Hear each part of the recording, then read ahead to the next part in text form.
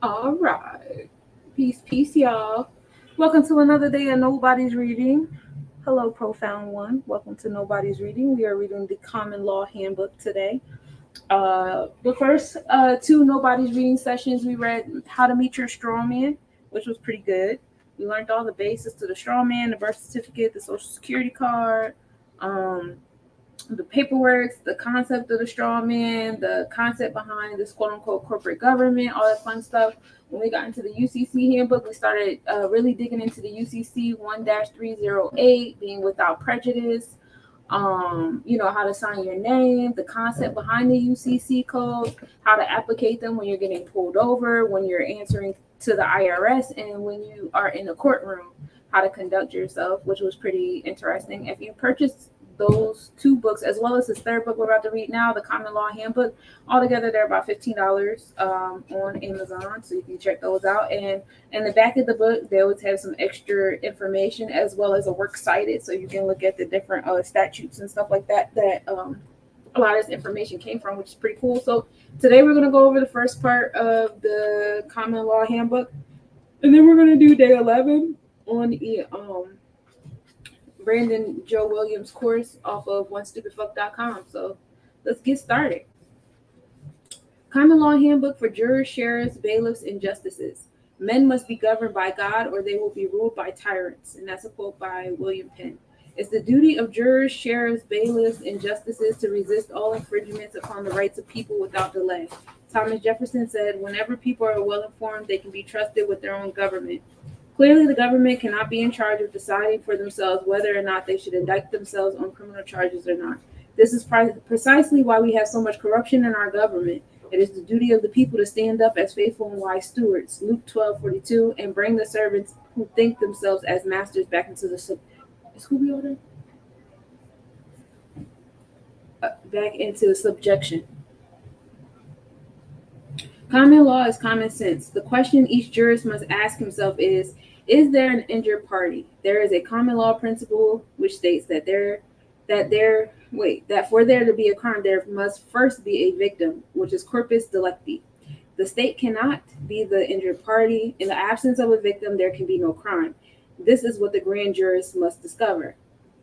The constitutions of most of our states assert that all power is inherent in the people, that they may exercise it by themselves in all cases to which they think themselves competent, as in electing their functionaries, executive and legislative, and deciding by a jury for themselves both fact and law in all judiciary cases in which any fact is involved, or they may ask by representatives freely and equally chosen that it is their right and duty to be at all times armed, the freedom of person, freedom of religion, freedom of property, and freedom of the press. Thomas Jefferson, letter to John Cartwright, June 5th, 1824, the Thomas Jefferson Papers, Library of Congress. Grand jurors. It is the duty of the common law grand jury to expose all fraud and corruption, whether it is in the political or judicial realm, and stop it. The authority of the grand jury is found only in the Bill of Rights, and therefore it comes from God and not the government. And we'll be going over the Bill of Rights as well. Amendment 5. No person shall be held to answer for a capital or otherwise infamous crime unless on a presentment or indictment of a grand jury. It is in effect a fourth branch of government governed and administered to directly by and on the behalf of American people. Trial jurors. It is the duty of the jury to execute justice and sometimes mercy. Their decisions cannot be second guessed. The jury shall have the right to determine the law and the fact. New York Constitution Article 1:8. As understood at common law and as used in constitutional provision, jury imports a body of 12 men. State versus Dalton in 206 NC 507. People X Rel Cooley versus Wilder, and Hall versus Brown. Jury nullification. The jury has unalienable rights, or Brandon Joe Williams pronounced it unalienable because you can't put a lien on these rights. You can't take these rights away as a punishment, right? But we've been told that they're called unalienable, but it's unalienable, right?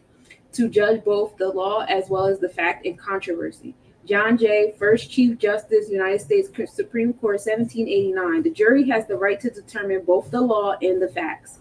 Samuel Chase, U.S. Supreme Court Justice, 1796, signer of the unanimous declaration.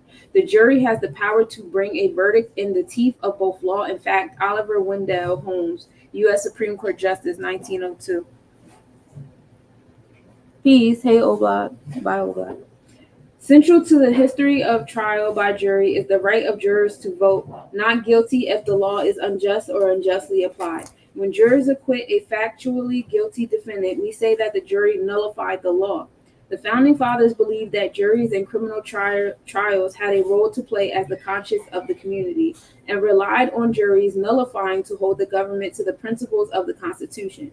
Trust in the jury is, after all, one of the cornerstones of our entire criminal jurisprudence, and if that trust is without foundation, we must re-examine a great deal more than just the nullification doctrine. Judge David L. Bazelon. There may be no feature more distinctive of American legal culture than the criminal trial jury. Americans have a deep and stubborn devotion to the belief that the guilt or innocence of a person accused of a crime can only be judged fairly by a jury of his peers. This notion is a particularly American one, although it was inherited by the English common law during the colonial era. Kentucky Resolution.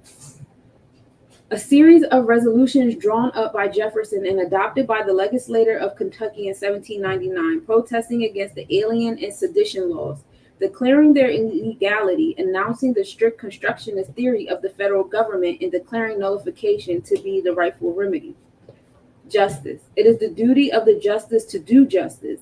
In common law, the title given in England to the judges of the King's Bench and the commonplaces, and in America to the judges of the Supreme Court of the United States and of the appellate courts of many of the states, in the most extensive sense of the word justice, differs little from virtue, for it includes within itself the whole circle of virtues. Yet the common distinction between them is that which considered positively and in itself is called virtue.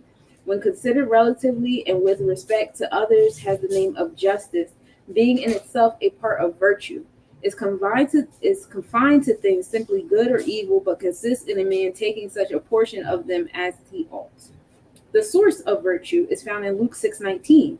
And the whole multitude sought to touch him, for there went virtue out of him and healed them all.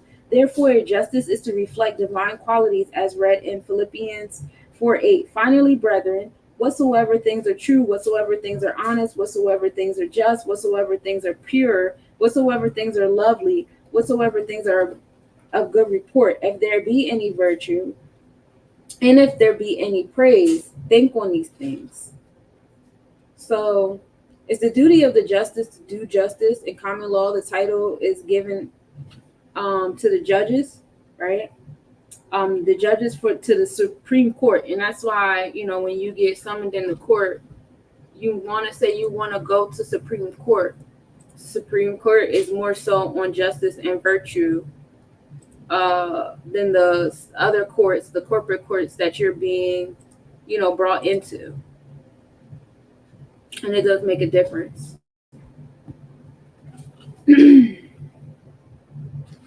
Sheriff, America will never be destroyed from the outside. If we falter and lose our freedoms, it will be because we destroyed ourselves. Abraham Lincoln. The county sheriff is the last line of defense when it comes to upholding and defending the Constitution. The sheriff's duties and obligations go far beyond writing tickets, arresting criminals, and operating jails. The sheriff also has an obligation to protect the constitutional rights of the citizens in our counties. This includes the right to free speech, the right to assemble, and the right to bear arms. Remember the oath. And that's why whenever you feel like your constitutional rights are being infringed against when you're getting pulled over, you ask for the people. A police officer should always have an ID card on them, their own business card, etc., etc. You're supposed to get their information. You're supposed to ask them to call their superior. You particularly want to speak to the sheriff. That's who you speak to, and you let them know that this police officer that's in front of you is infringing upon your rights, etc., etc. And you go from there in communications. Again, remember, you're supposed to be in sound mind. Emotional intelligence is key here. As soon as you fall out of line with the emotional intelligence, you lose. All right. We're not here with our egos. We're not here with our chest poked out. We're not here with none of these things. We're here to get the work done. These people work for us. We have to act like it without, acting a certain kind of way. And just like Brandon was talking about yesterday, like you can't go in ShopRite and start talking to the people in ShopRite all crazy, because you can't go into a restaurant and start talking to the people at the restaurant all crazy and think that you're not going to get that energy back. So thinking that you can get pulled over by a police officer and start talking to him all crazy. And I get it, getting pulled over, sometimes the police started too, but that's not the only person you can control is yourself. And as long as you are in control of yourself and you are yourself law master, and you are the master of your emotional intelligence and all of that, and let them do what they gonna do. But like the more that they do, the more they fucking themselves up. So it's gonna come out. Heat warning. Yeah, I've been out there all day. But anyway, sheriffs took an oath to uphold and defend the Constitution from enemies, foreign and domestic. In the history of our world, it is government tyranny that has violated the freedoms granted to us by our Creator more than any other. It is the duty of the sheriff to protect his county from those who would take away our freedoms, both foreign and domestic, whether it is a terrorist from Yemen or a bureaucrat from Washington, D.C. So you can go see your sheriff about anything going on in your county, for real. And that's why landlords go to the sheriff to evict people. Banks go to the sheriff, because they also assist in that realm of things too. Bailiff, officers who perform the duties of the sheriffs within liberty or privileged jurisdictions in which formerly the king's writ could not be executed by the sheriff. One to whom some authority, care, guardianship, or jurisdiction is delivered, committed, or entrusted. One who is deputed or appointed to take charge of another's affairs, an overseer or superintendent, a keeper, protector, a guardian, a steward, spellman, a sheriff's officer or deputy, a court attendant. Also, I don't know if y'all know this, some people don't know this, but you can vote for your sheriff. You vote for your sheriff when you vote for the mayor and the council people in your area, as well as like governor. I don't know specifically, and I apologize, how long a sheriff holds in office, but you do vote for your sheriff. Peace, y'all. That's popping in. It is the duty of all of the above to correct injustice in as much as it is in their power to do so. Thank you. Just as much as it is in their power to do so. If correction is not possible, it is the duty of the court officers to report the problem to the protectors of the people, the grand jury, in whose hand justice has been entrusted. And that's why whenever say there's a domestic dispute or some type of domestic thing going on, and thank you for listening, Angel. I appreciate that. Yes, can you vote for them? Yeah, you can vote for them. You're right, Kingdom. It's county elections. Yep, you're right. I forgot what I was going to say. But just to list over, it's the grand jurors, the trial jurors, jury nullification, justice, the sheriff and the bailiff. They are here and they uphold and they provide the correction. So those are the offices that you go to. Any office outside of those offices, you're more so dealing with the commercial law and commerce. So USC 182382, misprision of treason, remedy of the people when rights are violated. So now we're getting into the U.S. codes. Whoever having knowledge of treason conceals and does not make known the same to the... Let me read this sentence over. Whoever having knowledge of treason conceals and does not make known the same to some judge is guilty of treason for contempt against the sovereign and shall be fined under this title or imprisoned not more than 7 years or both. USC 18201, bribery.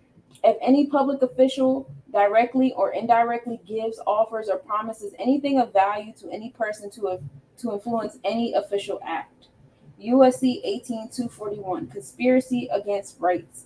If 2 or more persons conspire to injure, oppress, threaten, or intimidate any person in any state in the free exercise or enjoyment of any right, they shall be fined under this title or imprisoned not more than 10 years or both. USC 18, deprivation of rights under color of law. Whoever under color of any law, statute, ordinance, regulation, or custom willfully subjects any person in any state to the deprivation of any right shall be fined under this title or imprisoned not more than 1 year or both. USC 18-2071. Concealment, etc. Whoever willfully and unlawfully conceals, removes, mutilates, obliterates, or destroys, or attempts to do so, documents filed or deposited with any clerk or officer of any court shall be fined or imprisoned not more than 3 years or both. USC 18-2076. Clerk is the file. Whoever, being a clerk, willfully refuses or neglects to make or forward any report, certificate, statement, or document as required by law shall be fined under this title or imprisoned not more than 1 year or both. And that's a really big one. If you go to the county clerk or the city clerk, yes, this is a live reading. If you go to the county clerk or the city clerk or anything in between, any type of clerk or whatever, and they refuse to take your document, your affidavit or whatever, they're going against the United States codes, and they can be in prison for that. And you can let them know that, and again, this is not about approaching it with your ego. It's like, you ask them, like, are you refusing to take my documents? Because I read in the U.S. codes that, and you can even have copies of this information to show and prove, USC 42, 1983, Civil Action for Deprivation of Rights. Every person who, under color of any statute, ordinance, regulation, custom, or usage of any state subjects or causes to be subjected, any person within the jurisdiction thereof to the deprivation of any rights, privileges, or immunities secured by the Constitution and law shall be liable to the party injured in an action at law.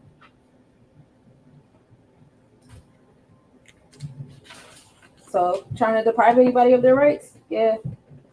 So when you learn your rights and you feel somebody depriving you of them, again, remind them, you're going against the U.S. codes because I have a right to do this.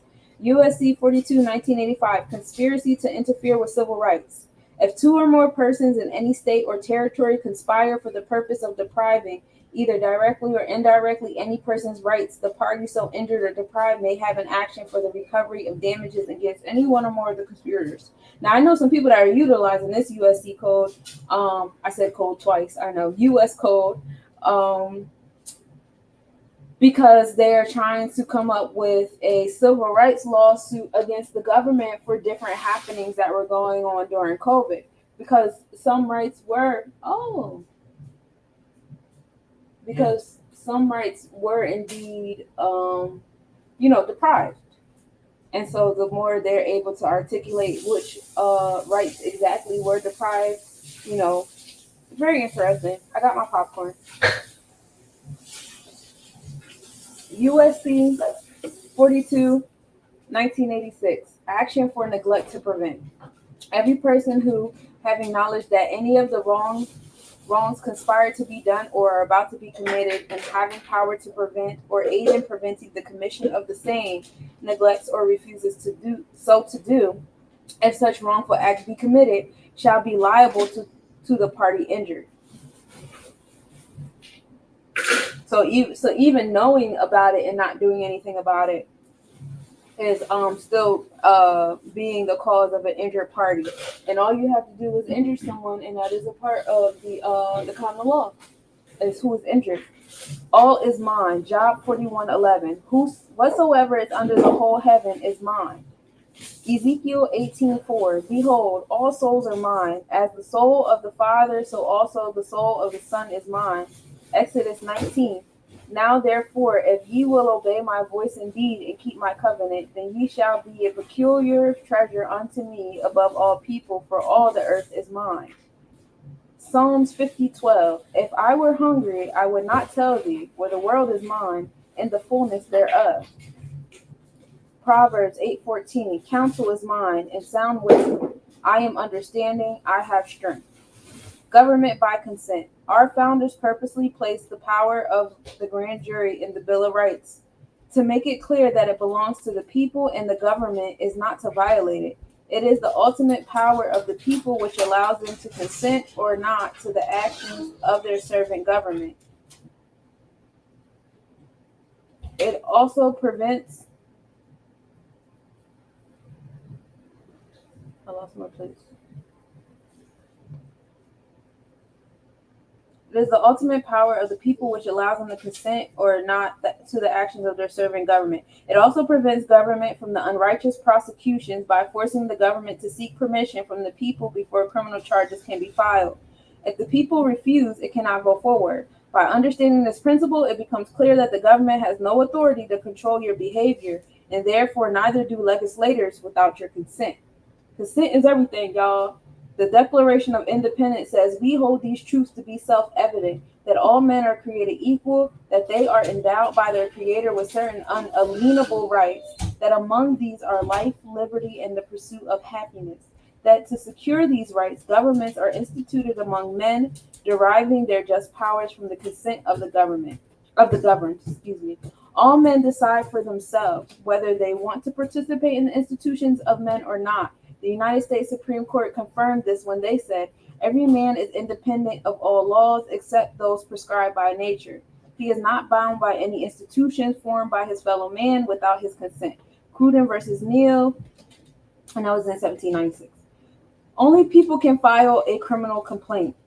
There are only 3 ways a court can hear a criminal complaint. One or more of the people sign a sworn affidavit that they have been injured. 2, a prosecutor on behalf of the government brings an accusation before the grand jury, and the grand jury either indicts or does nothing. 3, the grand jury by its own will can investigate merely on suspicion that the law is being violated or even because it wants assurance that it is not. Scooby.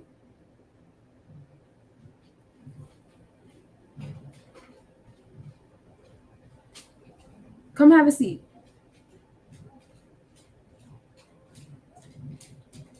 Or 3, the grand jury by its own will can investigate merely on suspicion that the law is being violated or even because it wants assurance that it is not, and if it finds wrongdoing, it can present it to the court and it must go to trial. No one can second guess the grand jury unless the grand jury's actions violate another's unalienable rights. Principle of liberty, consent and jurisdiction. It's all about consent and jurisdiction. In order to possess liberty, it is extremely important that you understand consent. Our servant government cannot do anything without your consent. Consent of authority. We read in the Declaration of Independence, we hold these truths to be self-evident, that all men are created equal, that they are endowed by their Creator with certain unalienable rights, that among these are life, liberty, and the pursuit of happiness, that to secure these rights, governments are instituted among men, deriving their just powers from the consent of the governed. Any authority our servants have is by our consent. If they act outside of their authority, they are subject to criminal charges under U.S. Codes 42 and 18 and are liable for damages under U.S. Codes and common law. Consent to indict. The Fifth Amendment states, no person shall be held to answer for capital or otherwise infamous crime unless on a presentment or indictment of a grand jury. Therefore, our servant government requires the people to get an indictment, which is grand jury. Judges or servants have no authority to make a ruling or a judgment on people, masters, without your consent. And in legal terms, when the judge asks you, do you understand? He means, do you stand under the authority of his court? So when you say yes, you give him or her or the court jurisdiction over you. Okay? So only people can judge. Our U.S. Constitution only authorizes common law courts, aka courts of record. A court of record removes the power of the judge to make a ruling. His role is that of an administrator in the court. The final determinator is the tribunal, who is either the sovereign plaintiff or a jury. Remember, the servant cannot rule over the master. Can the clay rule over the potter? Question. Every man is independent of all laws except those prescribed by nature. He is not bound by any institution formed by his fellow man without his consent. That's Cruden versus Neal. Here is liberty. If you do not give the court consent, they have no jurisdiction over you. Under U.S. Codes 42 and 18, when you are detained without your consent for violating a statute, you have just been kidnapped, and if the judge sets a bail, he just set a ransom. And when your prosecutor confirms the charges, he becomes a part of the conspiracy, and you can put the conspirators in jail and sue them for damages. It's all about jurisdiction and consent. The common law is the real law, the supreme law of the land. The codes, the rules, regulations, policies, and statutes are not the law. And that's Self versus Ray. And Ray is spelled Rhay for those who are looking up the court cases. Legislative statutes enforced upon the people in the name of law are fraud. They have no authority and are without mercy. Justice without mercy is godless and therefore repugnant to our United States Constitution. Lawmakers were given authority by the people to legislate codes, rules, regulations, and statutes, which are policies, procedures, and law, to control the behavior of bureaucrats, elected and appointed officials, municipalities, and agencies, but were never given authority to control the behavior of the people, as we read in U.S. Supreme Court decision. All codes, rules, and regulations are for government authorities only, not human creators in accordance with God's laws. All codes, rules, and regulations are unconstitutional and lacking due process. That's Rodriguez versus Ray Donovan, U.S. Department of Labor in 1985. And again, all laws, rules, and practices which are repugnant to the Constitution are null and void. Let's look up the word repugnant. Because if it's repugnant to the Constitution, then it's null and void.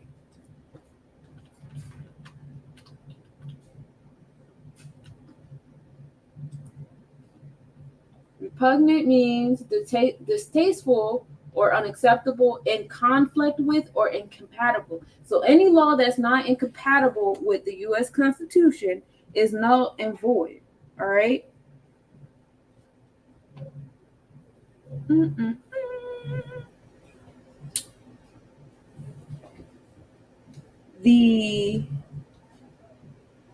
I feel like I read these already.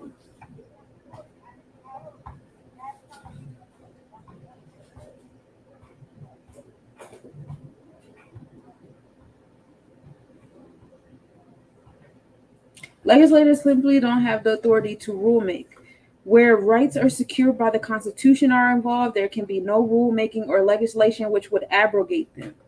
God breaks down the law as follows. And Jesus answered him, the first of all the commandments is, Hear, O Israel, the Lord our God is one Lord, and thou shalt love the Lord thy God with all thy heart and with all thy soul and with all thy might and with all thy strength. This is the first commandment. And the second is like, namely this, thou shalt love thy neighbor as thyself.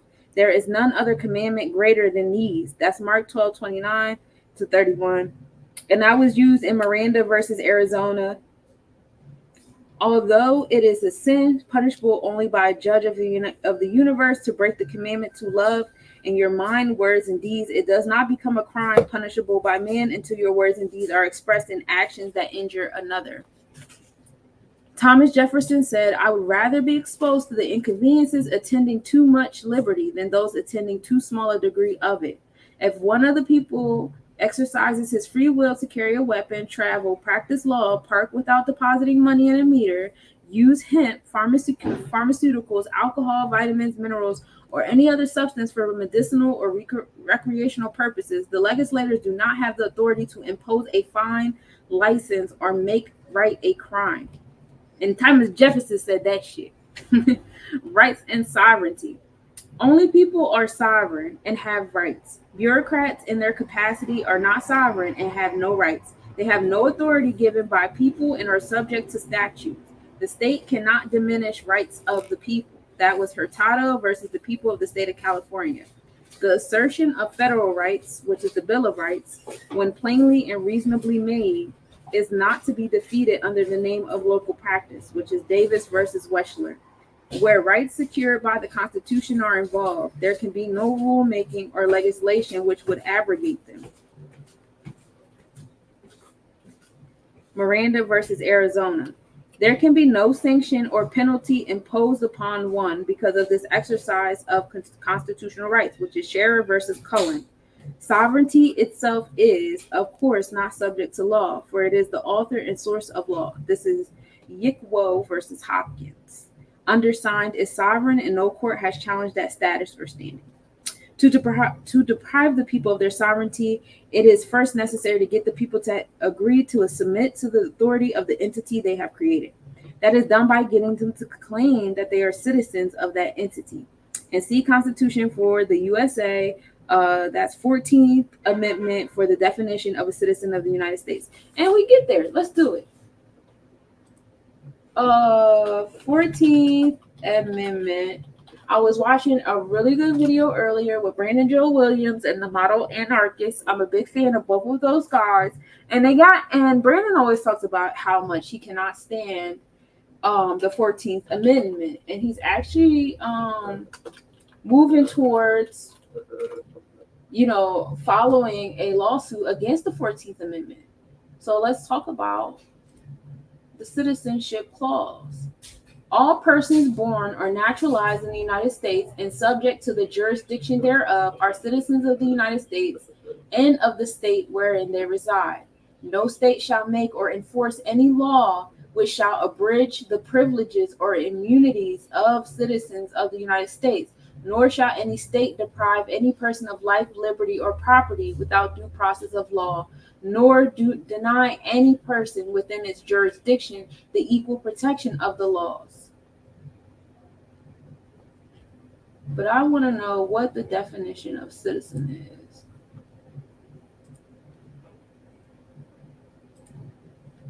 Let's see. A citizen is a person who, by place of birth, nationality of one or both parents, or naturalization, is granted full rights and responsibilities as a member of a nation or political community. And that's why they were saying you can be an American national. You don't have to be a United States national.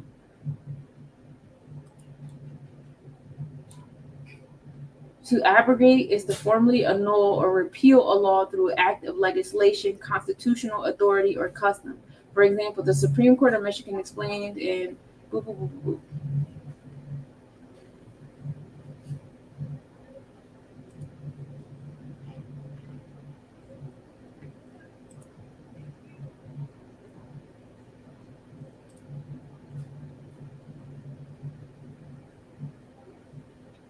a citizen is a person who, by place of birth, nationality, and is granted full rights and responsibility. Thank you for the gift, love.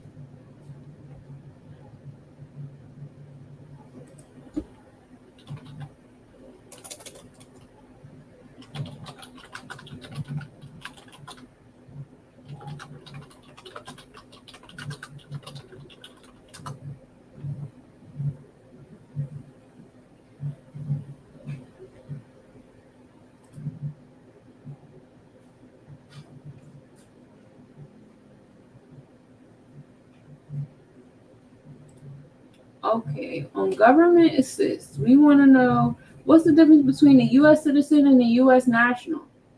A U.S. citizen has full citizenship rights, including the right to vote and run for office.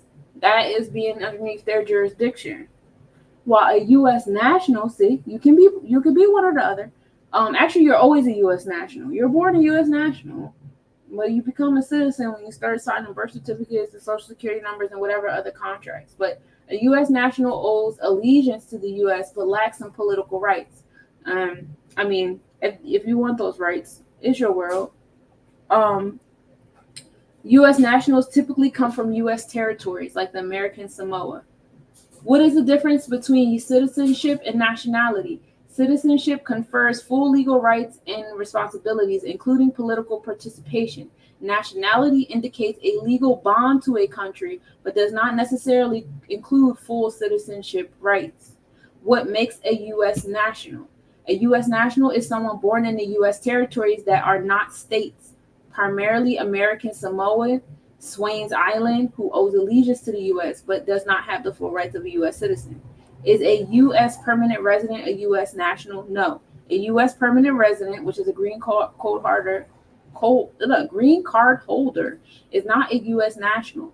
Permanent residents are citizens of another country who have been granted the right to live and work in the U.S. permanently. What is the meaning of a U.S. national? A U.S. national is a person who owes allegiance to the United States but does not have all the rights and privileges of a U.S. citizen. This status is specific to individuals from certain U.S. territories. Is the U.S. national the same as a green card holder? No. A U.S. national is not the same as a green card holder. Nationals owe allegiance to the U.S. but lack full citizenship rights. And that's kind of like you have a subscription to Netflix and I don't. So, while I can still use the Roku, like we both have Roku, and I can still use Roku, right? But you can use Netflix. So you got all the Netflix shit, and I gotta use Tubi TV. So it's not, it's just a matter of like, do you want to be under the terms and conditions of Netflix? Because they're keeping track of everything you watch. They're utilizing it for their own things. Now, eventually they're getting to where they use your essence and put you in movies and they make it seem like, oh, this is cool, but they're taking your essence and they're capitalizing it and all that stuff like that. Like, is that what you want? You want to continue that kind of subscription, or do you want to unsubscribe from the responsibilities, the duties, and the bills that they call rights, quote unquote rights, because those are within the statutes of being that kind of subscriber? And that was just like a layman's example, but that was an example nonetheless. Anyway, green card holders are foreign nationals and they're authorized to live and work in the U.S. permanently. So that is the difference between the U.S. citizen. Let's see. Citizenship status. U.S. citizen is one who was born either within the territory of the United States or to U.S. citizen parents. A U.S. national is one who owes permanent allegiance to the United States. Lawful permanent resident alien, one who is legally accorded to the privilege of residing permanently in the United States. They may be issued visas by the Department of State overseas or adjusted to permanent resident status by U.S. Citizenship and Immigrant Services within the U.S. And that's on AmeriCorps.gov. So there's three kind of citizens.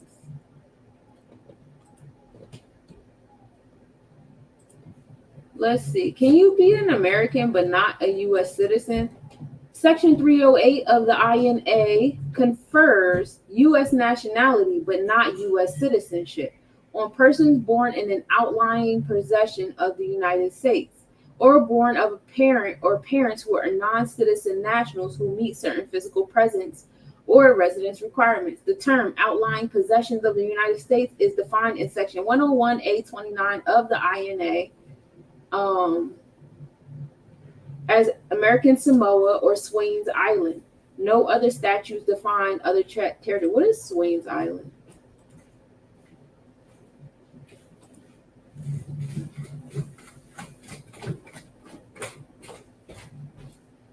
This is a remote coral volcanic island in the South Pacific Ocean. Jesus Christ.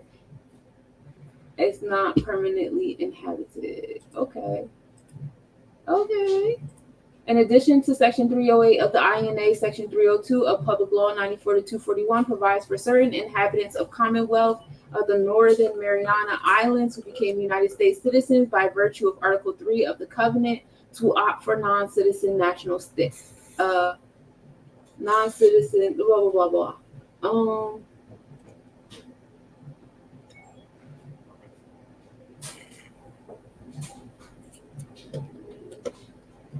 If a person believes he or she is eligible under the law as a non-citizen national of the United States, and the person complies with the provisions of Section 341B of the INA, 8 U.S.C. 1452B, he or she may apply for a passport at any passport agency or acceptance facility in the United States. In a past couple episodes they did show us how to fill out a passport as such. When applying, applicants must execute Form DS-11 and show documentary proof of their non-citizen national status as well as their identity. And that comes from you doing the FOAI and the Form 56. That's the IRS form. It's called a revocation of election. And that's basically removing all the contracts from under your straw man. And so, As the department has received few requests, there is no justification for the creation of a non-citizen national certificate. Designing a separate document that includes anti-fraud mechanisms was seen as inefficient expenditure of resources. Therefore, the department has determined that those who would be eligible to apply for such a certificate may instead apply for the United States passport that would delineate and certify their status as a national, but not a citizen of the United States. That's why you have to get a passport. You don't peace. That's why you have to get a passport and not I mean, they're doing the jurisdiction game now with starting to enforce the real ID, which is a jurisdiction game in response to more nationals, and they're enforcing that with domestic flights as well. So to respond to that, instead of getting the real ID, just go ahead and get your passport. Again, make sure you do the FOIA or AI, my bad. Make sure you do the Form 56. Make sure you cancel your voter registration, cancel all your contracts, and then go get the passport. And that way you have proof, documentary proof, because you have the birth certificate, it's authenticated, you have all the documents showing that you revoked, election, and you canceled all your subscriptions to the United States citizenship, and then you can get that national passport. So they're literally telling you, and this is on travel.state.gov. This is their website. I didn't make this shit up. This isn't on somebody's random website. This is on a government website saying this information. So it's here. You just have to want to read it. And the INA stands for the Immigration and Nationality Act. If you want to look up the act and all the sections of that. But yeah, we'll end up getting into this too, even more so. But let's read a couple more sections, and then we're going to keep going in the book. Hold on a second. Section 341 of the Immigration and Nationality Act. B, a person who claims to be a national but not a citizen of the United States may apply to the Secretary of State for a certificate of non-citizen national status upon 1, proof to the satisfaction of the Secretary of State that the application is a national but not a citizen of the United States, and 2, in the case of non-citizen national born outside of the United States or its outlying possessions, taking and subscribing before an immigration officer within the United States or outlying possessions to the oath of allegiance required of an applicant for naturalization. Section 101A21 of the Immigration and Nationality Act. The term national means a person owing permanent allegiance to a state. So you can become a state national, okay? I'm a New Jerseyan. I'm trying to be an Arizonian. I really want to be a sojourn, which is nomadic. I go wherever the fuck I want to go. And that's where a lot of people are going towards as they start living in like RVs and buses and shit. Hey, Sumo. Hey, Goddess. Hey, Tall Drag. What's up, guys? Okay, Section 101A36 of the Immigration and Nationality Act. The term state includes District of Columbia, Puerto Rico, Guam, and the Virgin Islands of the United States. So I talked about this a couple days ago about how like when you get the birth certificate and the Social Security card, the original documents of those are issued from either DC, Puerto Rico, Guam, or Virgin Islands. In fact, I believe more specifically, birth certificates are issued from Puerto Rico, which means rich port. So that's where they derive from. That's where they go back to. In addition to that, the thought left my mind as soon as I started talking about the birth certificate. But I wanted to say something else about that part. But basically, when you say you're a U.S. citizen, you're saying you live and work in these places. And you don't. Section 308 of the Immigration and Nationality Act. Unless otherwise provided in Section 301 of this title, the following shall be nationals, but not citizens of the United States at birth. So this is how you are a national, but not a U.S. citizen. 1, a person born in an outlying possession of the United States on or after the date of formal acquisition of such possession. 2, a person born outside the United States and is outlying possessions of parents, both whom are nationals but not citizens of the United States and have had a residence in the United States or one of its outlying possessions prior to the birth of such person. 3, a person of unknown parentage found in an outlying possession of the United States while under the age of 5 years until shown prior to attaining the age of 21 years old not to have been born in such outlying possessions. And 4, a person born outside the United States and its outlying possessions of parents, one of whom is an alien and the other a national, but not a citizen of the United States, who prior to the birth of such person was physically present in the United States, or its outlying possessions for a period or periods totaling not less than 7 years in any continuous period of 10 years. A, during which the national parent was not outside the U.S. or its outlying possessions for a continuous period of more than 1 year, and B, at least 5 years of which were after attaining the age of 14 years. The proviso of Section 301G shall apply to the national parent under this paragraph in the same manner as it applies to the citizen under that section. Any person who becomes a citizen of the United States solely by virtue of the provisions in Section 301 applying to those born in or residing in Northern Mariana Islands may within 6 months after the effective date of that section or within 6 months after reaching the age of 18 years, whichever date is later, become a national, but not a citizen of the United States by making a declaration under oath before any court established by the Constitution, which we know is only the Supreme Court, or laws of the United States, or any other court of record in the Commonwealth in the form as follows. I, blank, being duly sworn, hereby declare my intention to be a national, but not a citizen of the United States. It's really that fucking simple. All you gotta do is write a sentence and say, I, Sunshine Monet L, being duly sworn, hereby declare my intention to be a national, but not a citizen of the United States. And that's what the Form 56 ROE is for. It's for you to declare that. And then you just have to learn the game as you navigate through the world now that you've declared it, because a lot of people don't know this law, and you want to keep bumping into people who work in certain positions that don't know this law, but you do. So you have to have the emotional intelligence to be willing and patient to teach these people as you navigate, because some of these people aren't going to be patient with you because they're so accustomed to procedure and you over here fucking it up. They're used to just stamping papers and moving on, and here you come making them do work. So they might get a little irritated with you, but that's why emotional intelligence is key. That's why the Bible and the way you listen to how people are reacting in the Bible is also key. All that. And we're going to get more into this as well. Here we have relinquishing U.S. nationality. I wonder if I could just click on that. Yeah, I can. So they have a relinquishing U.S. nationality, the overview.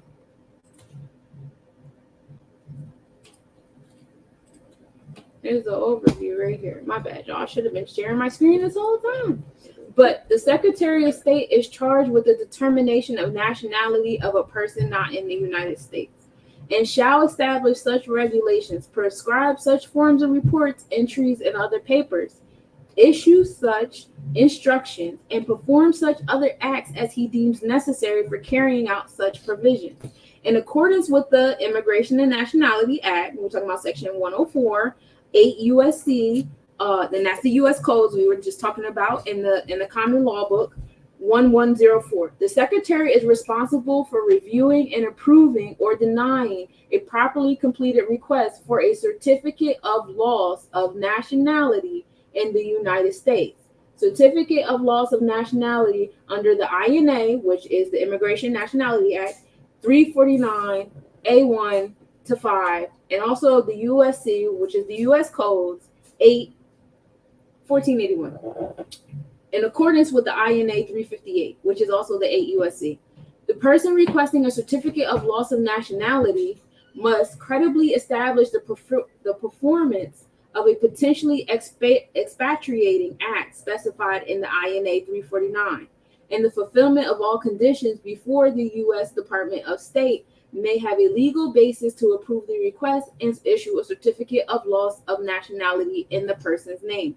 If a U.S. citizen submits it to a U.S. embassy or a consul abroad a properly completed request for a certificate of loss of nationality of the United States under INA Section 349A 1 through 5, the Department of State, specifically the Bureau of Consular Affairs, must determine whether to approve or deny the request after evaluating the facts and the law.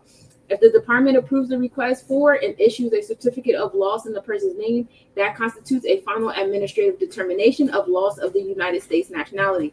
However, if the department denies the request, the person remains a U.S. national. Loss of U.S. nationality is not automatic. That means that you are born a U.S. national. You can't just lose it. It doesn't just go away.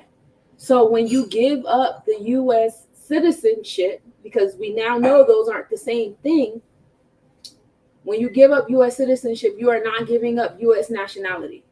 So for those that are saying, oh, you give up both at the same time, they don't know what they're talking about. The INA, Section 349, as amended, lists 7 potentially expatriating acts if performed voluntarily and with the intention of relinquishing U.S. nationality must provide a legal basis for the U.S. to approve a U.S. national's properly completed request. Obtain naturalization in a foreign state on one's own application after the age of 18, taking an oath or making an affirmation of other formal declaration of allegiance to a foreign state or its political subdivisions, entering or serving in the armed forces of a foreign state engaged in hostilities against the United States, accepting employment with the foreign government after the age of 18. One has the nationality of that foreign state or an oath of declaration of allegiance, formally renouncing U.S. nationality before a U.S. diplomatic or consular office in a foreign state, formally renouncing U.S. nationality when in the United States.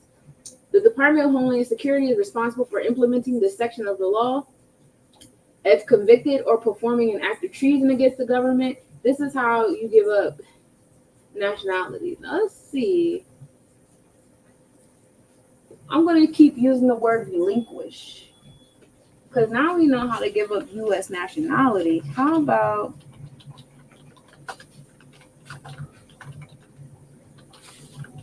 relinquishing? I did not spell it right.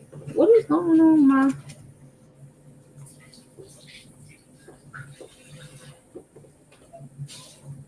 Okay, renunciation of citizenship process. This is the United States, right?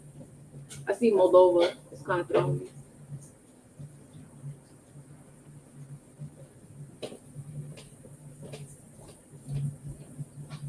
Oh, here you go. The INA, Section 349, Oath of Renunciation of U.S. Citizenship. So they have 2 separate sections. You can either renunciate U.S. nationality or U.S. citizenship. See? 2 separate things. They're literally showing you, and this is their website. Section 101A22 of the Immigration and Nationality Act states the term national of the United States means A citizen of the United States, or B, a person, though not a citizen of the United States, owes permanent allegiance. See how they're 2 separate things? They're telling you what a national of the United States means. A U.S. citizen can be a U.S. national, but a U.S. national doesn't have to be a U.S. citizen. Okay? Therefore, U.S. citizens are also U.S. nationals, basically what I just said. Non-citizen nationality refers only individuals who were born either after American Samoa or in the Swains Islands to parents who are not citizens of the United States. Section 349A of the INA, 8 U.S.C. 1481, governs how a U.S. citizen shall lose U.S. nationality. A person who is a national of the United States, whether by birth or naturalization, shall lose his nationality by voluntarily performing. And we just went through all of that. Renunciations, which are not prescribed by the Secretary of State, have no. So that's why once you get everything authenticated by the state, it's the Secretary of State that does the authentication, right? Moreover, U.S. citizens cannot effectively renounce their citizenship by mail. Section 349A6 provides for renunciation of U.S. nationality in the United States under certain narrow circumstances. Questions concerning the renunciation of U.S. nationality shall be addressed by the Department of Homeland Security. Persons who contemplate renunciation of U.S. nationality shall be aware of this. They call them stateless persons. And that's how you got all these weird patriots always talking down on this. They may always find it difficult to travel, But this is U.S. nationality they're talking about. They're not talking about U.S. citizenship. That's the thing. I want to know about U.S. citizenship. Persons contemplating renunciation of U.S. citizenship are reminded that renunciation is irrevocable. except as provided in Section 351B of the INA, and cannot be canceled or set aside absent a successful administrative or judicial appeal. Renunciation is the most unequivocal way by which a person can manifest an intention to relinquish U.S. citizenship. Please consider the effect of renouncing U.S. citizenship described above before taking the serious, irrevocable action. If you are outside of the United States and have any further questions, please contact the irrevocable. Except as provided in Section 351B.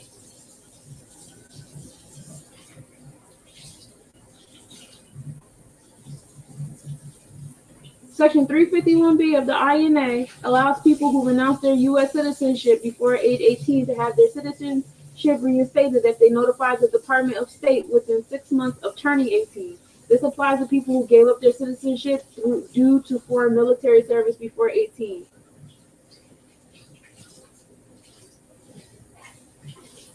Renouncing U.S. citizenship is usually irrevocable, but Section 351B provides an exception.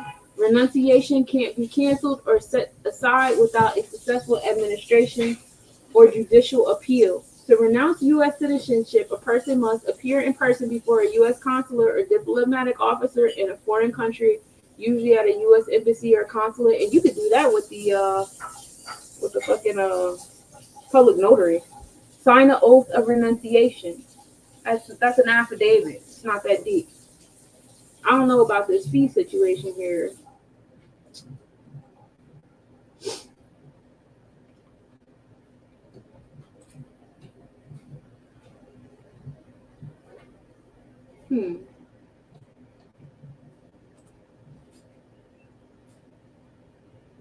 Here we go. How to renounce your U.S. citizenship. Contact the U.S. embassy or consulate in the country where you intend to live to sign an oath to renounce your U.S. citizenship.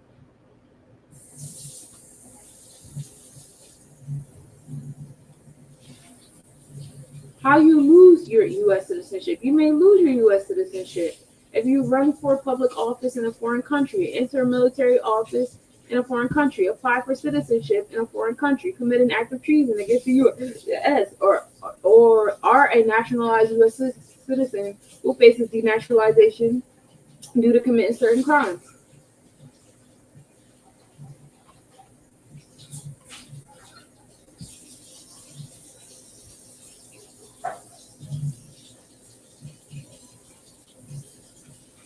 Let me see. I think you can click the process to learn more.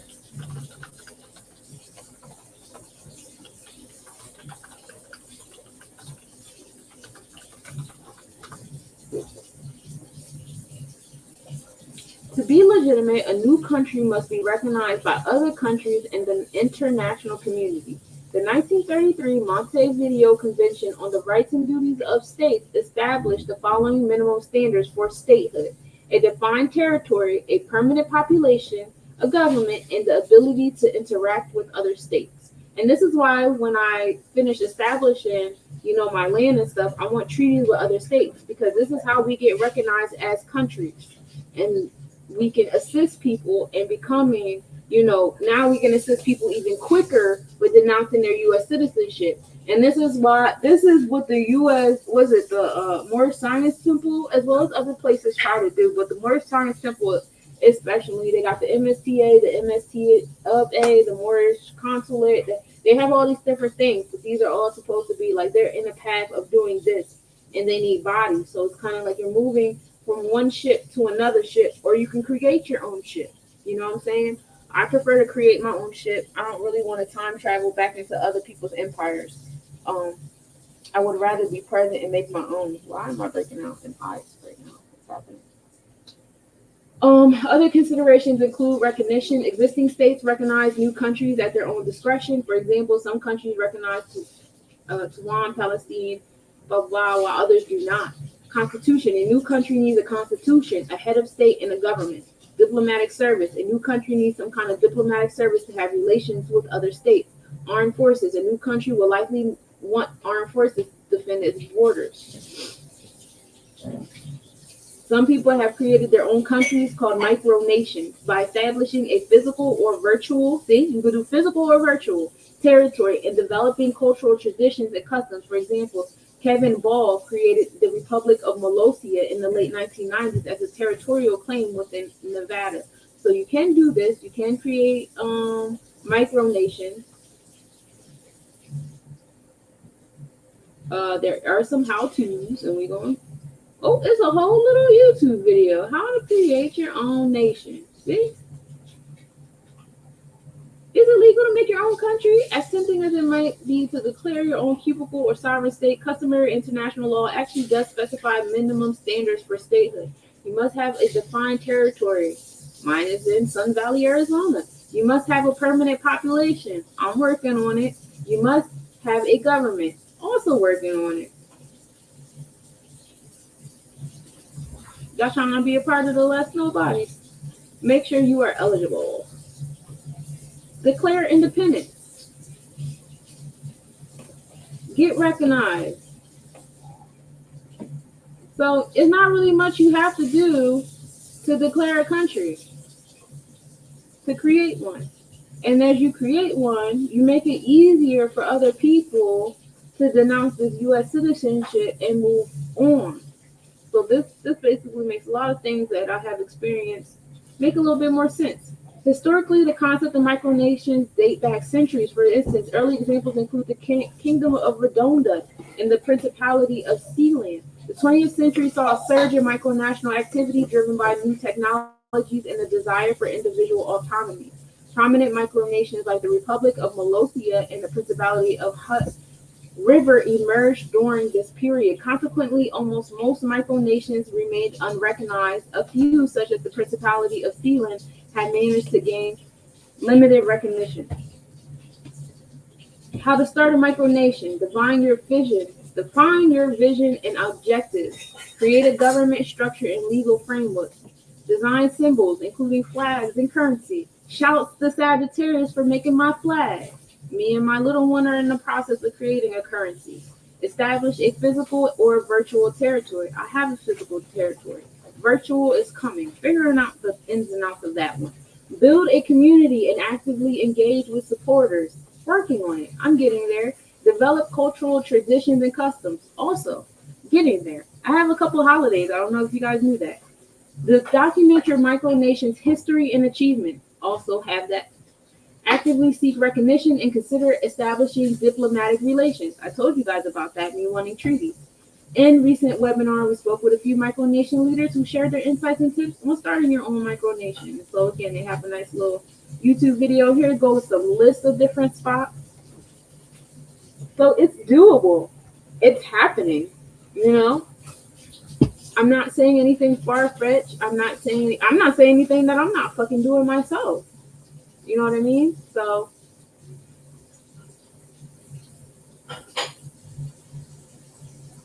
this is the website list of U.S. embassies, consulates, diplomatic missions, and offices providing consular services. These are just all the places in alphabetical order. Talked about the Swains Island already. Ooh,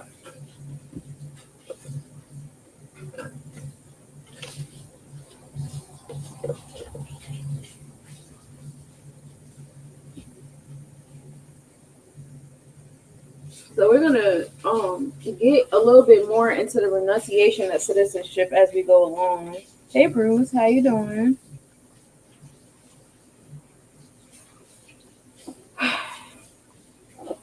So if the state converts a right liberty into a privilege, the citizen can ignore the license and fee and engage in the right liberty with impunity. And that shows Worth versus City of Birmingham, Alabama. Only people are sovereign and have rights. Bureaucrats in their capacity are not sovereign and have no rights. They have no authority. They have authority given by the people and are subjected to the set statutes. The state cannot diminish the rights of the people, and that was Hurtado versus people of the state of California.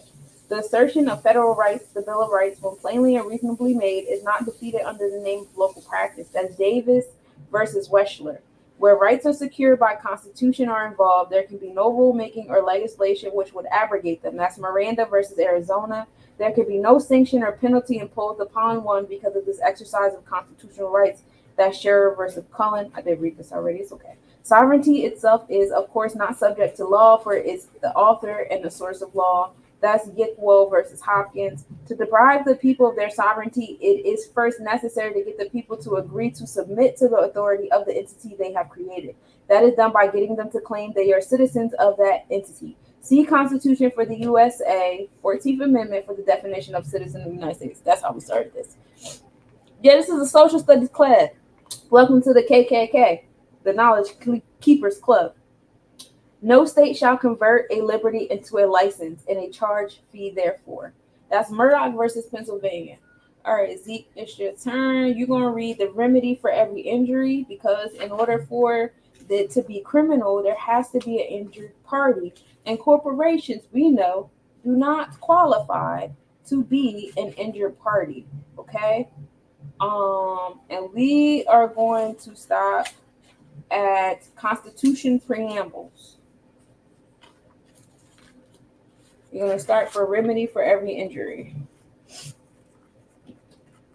Remedy for every injury. William Blackstone, a legal maxim, every right when withheld must have remedy, and every injury its proper redress. In the third volume of his Commentaries, page 23, Blackstone states two cases in which a remedy is afforded by mere operation of law. In all other cases, he says, it is a general and indisputable rule that where there is a legal right, there is also a legal remedy, by suit or action at law whenever that right is invaded. And afterwards, page 109 of the same volume, he says, I am next to consider such injuries as are cognizable by the courts of common law. And herein I shall, for the present, only remark that all possible injuries whatsoever that did not fall within the exclusive cognizance, or either of the ecclesiastical, military, or maritime tribunals, are for that very reason within the cognizance of the common law, courts of justice, for it is an invariable principle in the laws of England that every right, when withheld, must have a remedy, and every injury its proper redress. 5 U.S. 137 Marbury versus Madison. The government of the United States has been emphatically termed a government of laws and not of men.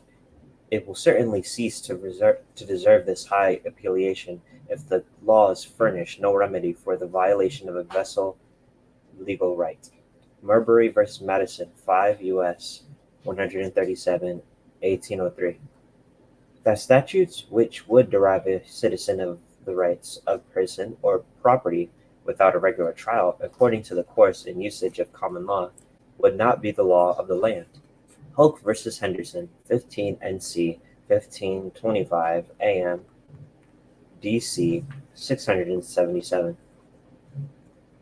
The right to be let alone is the most comprehensive of rights, and the right most valued by civilized men. To protect that right, every unjustifiable intrusion by the government upon the privacy of the individual, whatever the means employed, must be deemed a violation of the Fourth Amendment. Olmsted version U.S. 277, U.S. 438, 478, 1928. And then we have court. The court belongs to the sovereign plaintiff, people. Black's Law Dictionary, 5th edition, page 318, defines the court as the person in suit of the sovereign, the place where the sovereign sojourns with his legal routine, whenever that may be. In the U.S. Supreme Court case Isabel versus Stovall, the court is defined as an agency of the sovereign created by him directly for or indirectly under his authority, consisting of one or more officers established and maintained for the purpose of hearing and determining issues of law, in fact regarding legal rights, and alleged violations thereof, and of applying the citations of the law, authorized to exercise its powers in the course of law at times and places previously determined by lawful authority. Judicial notice. Judicial notice or knowledge upon which a judge is bound to act without having it proved in evidence. Black's Law, 4th edition. Take judicial notice of American jurisprudence. Book 16, Constitution Law section, what the judge is bound by oath to obey. Judges sworn to obey Constitution irrespective of opinion and consequence. Constitution rules over statutes. Since the Constitution is intended for the observance of the judiciary as well as other departments of government, and judges are sworn to support its provisions, the courts are not at liberty to overlook or disregard its commands or counteract evasions thereof. It is their duty in authorization proceedings to give full effect to the existing Constitution and to obey all constitutional provisions, irrespective of their opinion as to the wisdom of the desirability of such provisions and irrespective of the consequences. Thus, it is said that the court should be an hour alert to enforce the provisions of the United States Constitution and guard against their infringement. By legislative fiat, or otherwise in accordance with these basic principles, the rule is fixed that the duty in the proper case to declare a law unconstitutional cannot be declined and must be performed in accordance with the delivered judgment of the tribunal before which the validity of the enactment is indirectly drawn into question. If the Constitution prescribes one rule and the statute another in a different rule, it is the duty of the courts to declare that the Constitution and not the statute governs, in cases before them for judgment.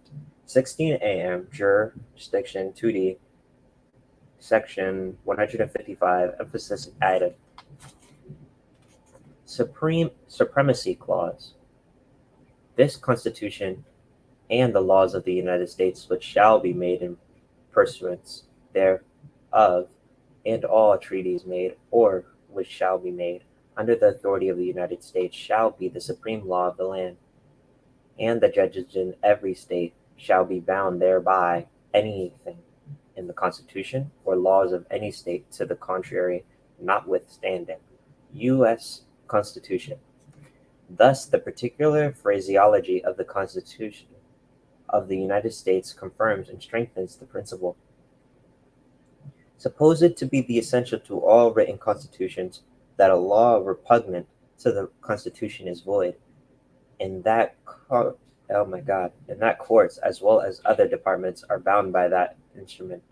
After more than 200 years, this decision still stands.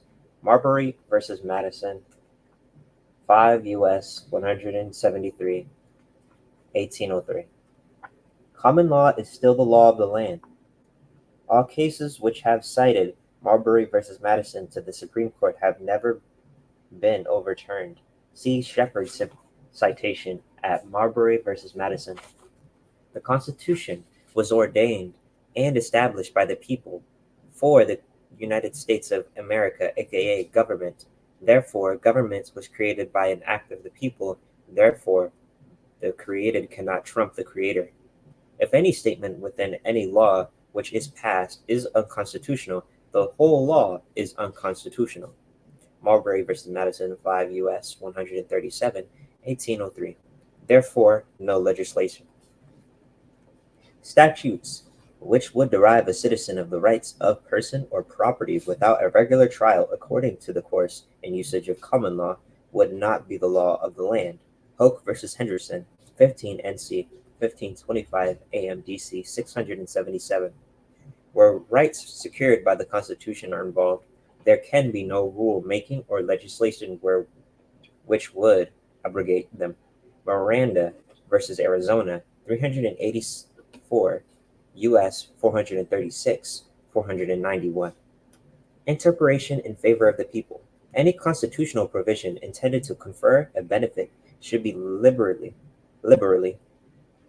noted, constructed in favor of the clearly intended and expressly designated beneficiary. That a constitution should receive a literal interpretation in the favor of the citizen is especially true with respect to those provisions were designed to safeguard the liberty and security of the citizen in regard to person and property. 16 AM Jurisdiction 22D, 16 AM Jurisdiction 2D, Section 97, Berry versus United States, 273 U.S. 128. No emergency has just cause to suppress the Constitution. While an emergency cannot create power, and no emergency justifies the violation of any provisions of the United States Constitution or state's constitution, public emergencies such as economic depression for especially liberal construction of constitutional powers has been declared that because of national urgent emergency, it is the policy of the courts of times of national peril so liberally to construe the special powers vested in the chief executive as to sustain and effectuate the purpose thereof, and to that end also more liberally to construe the constituted division and classification of the powers of the coordinate coordinate Coordinate? yes coordinate branches of the government in so far as may not be clearly in consonance with the Constitution. 16 AM Jurisdiction 2D, Section 98. Constitutions may be construed to reference the common law. Summary proceedings are null and void. As to the construction with reference to the common law, an important canon of construction is that constitutions must be construed to reference the common law. The common law so permitted destruction of the abatement of nuances by summary proceedings, and it was never supposed to be that a constitutional provision was intended to interfere with this established principle.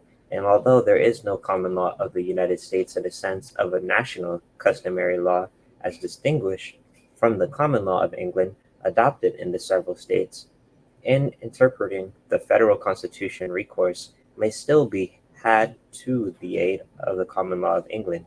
It has been said that without reference to the common law, the language of the federal constitution could not be understood. It's still hard to understand, it said. 16 AM Jurisdiction 2D, Section 114.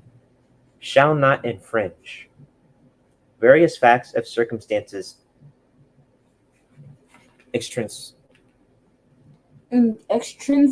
intrinsic to the Constitution are often resorted to by the courts to aid them in determining its meaning. Previously noted, however, such intrinsic aids may not be resorted to where the provisions in the question is clear and unambiguous. In such a case, that courts must apply the terms of the Constitution as written, and they are not at liberty to search for meanings beyond the instrument. 16 AM Jurisdiction 2D, Section 117.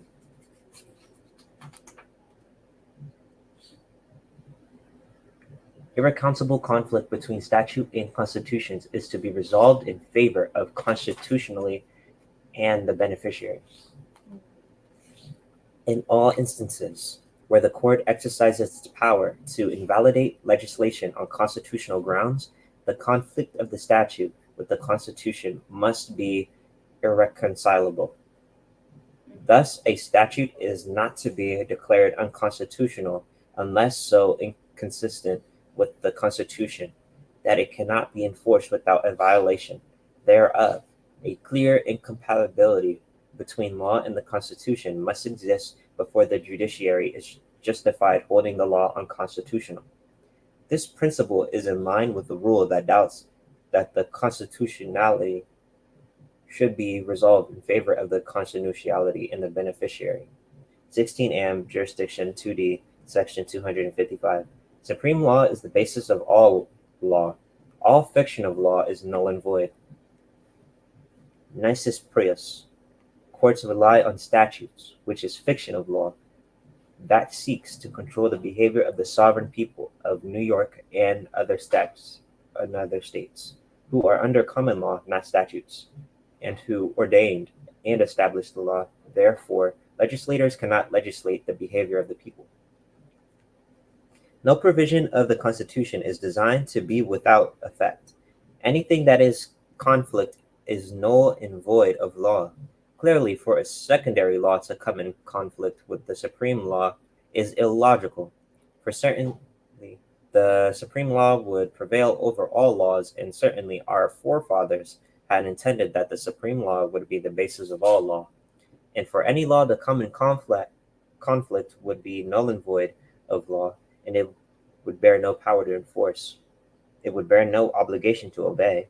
It would purport to settle as if it had never existed, for unconstitutionality would date from the enactment of such a law, not from the date so branded in an open court of law. No courts are bound to uphold it, and no citizens are bound to obey it.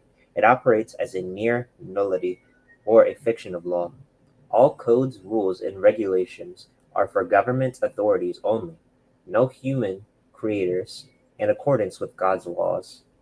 All codes, rules, and regulations are unconstitutional and lacking due process. Rodriguez versus Ray Donovan. The common law is the real law, the supreme law of the land. The code, rules, regulations, policy, and statutes are not the law. Self versus Ray, RHAY, 61 WN 2D 261. No one is bound to obey an unconstitutional law, and no courts are bound to enforce it.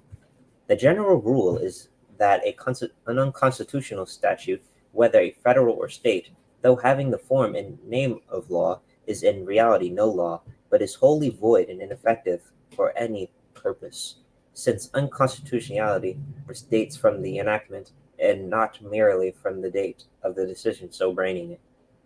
An unconstitutional law in legal contemplation is as inoperative as if it had never been passed.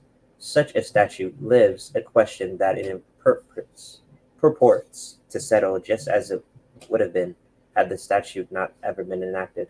No repeal of any enactment is necessary, since an unconstitutional law is void.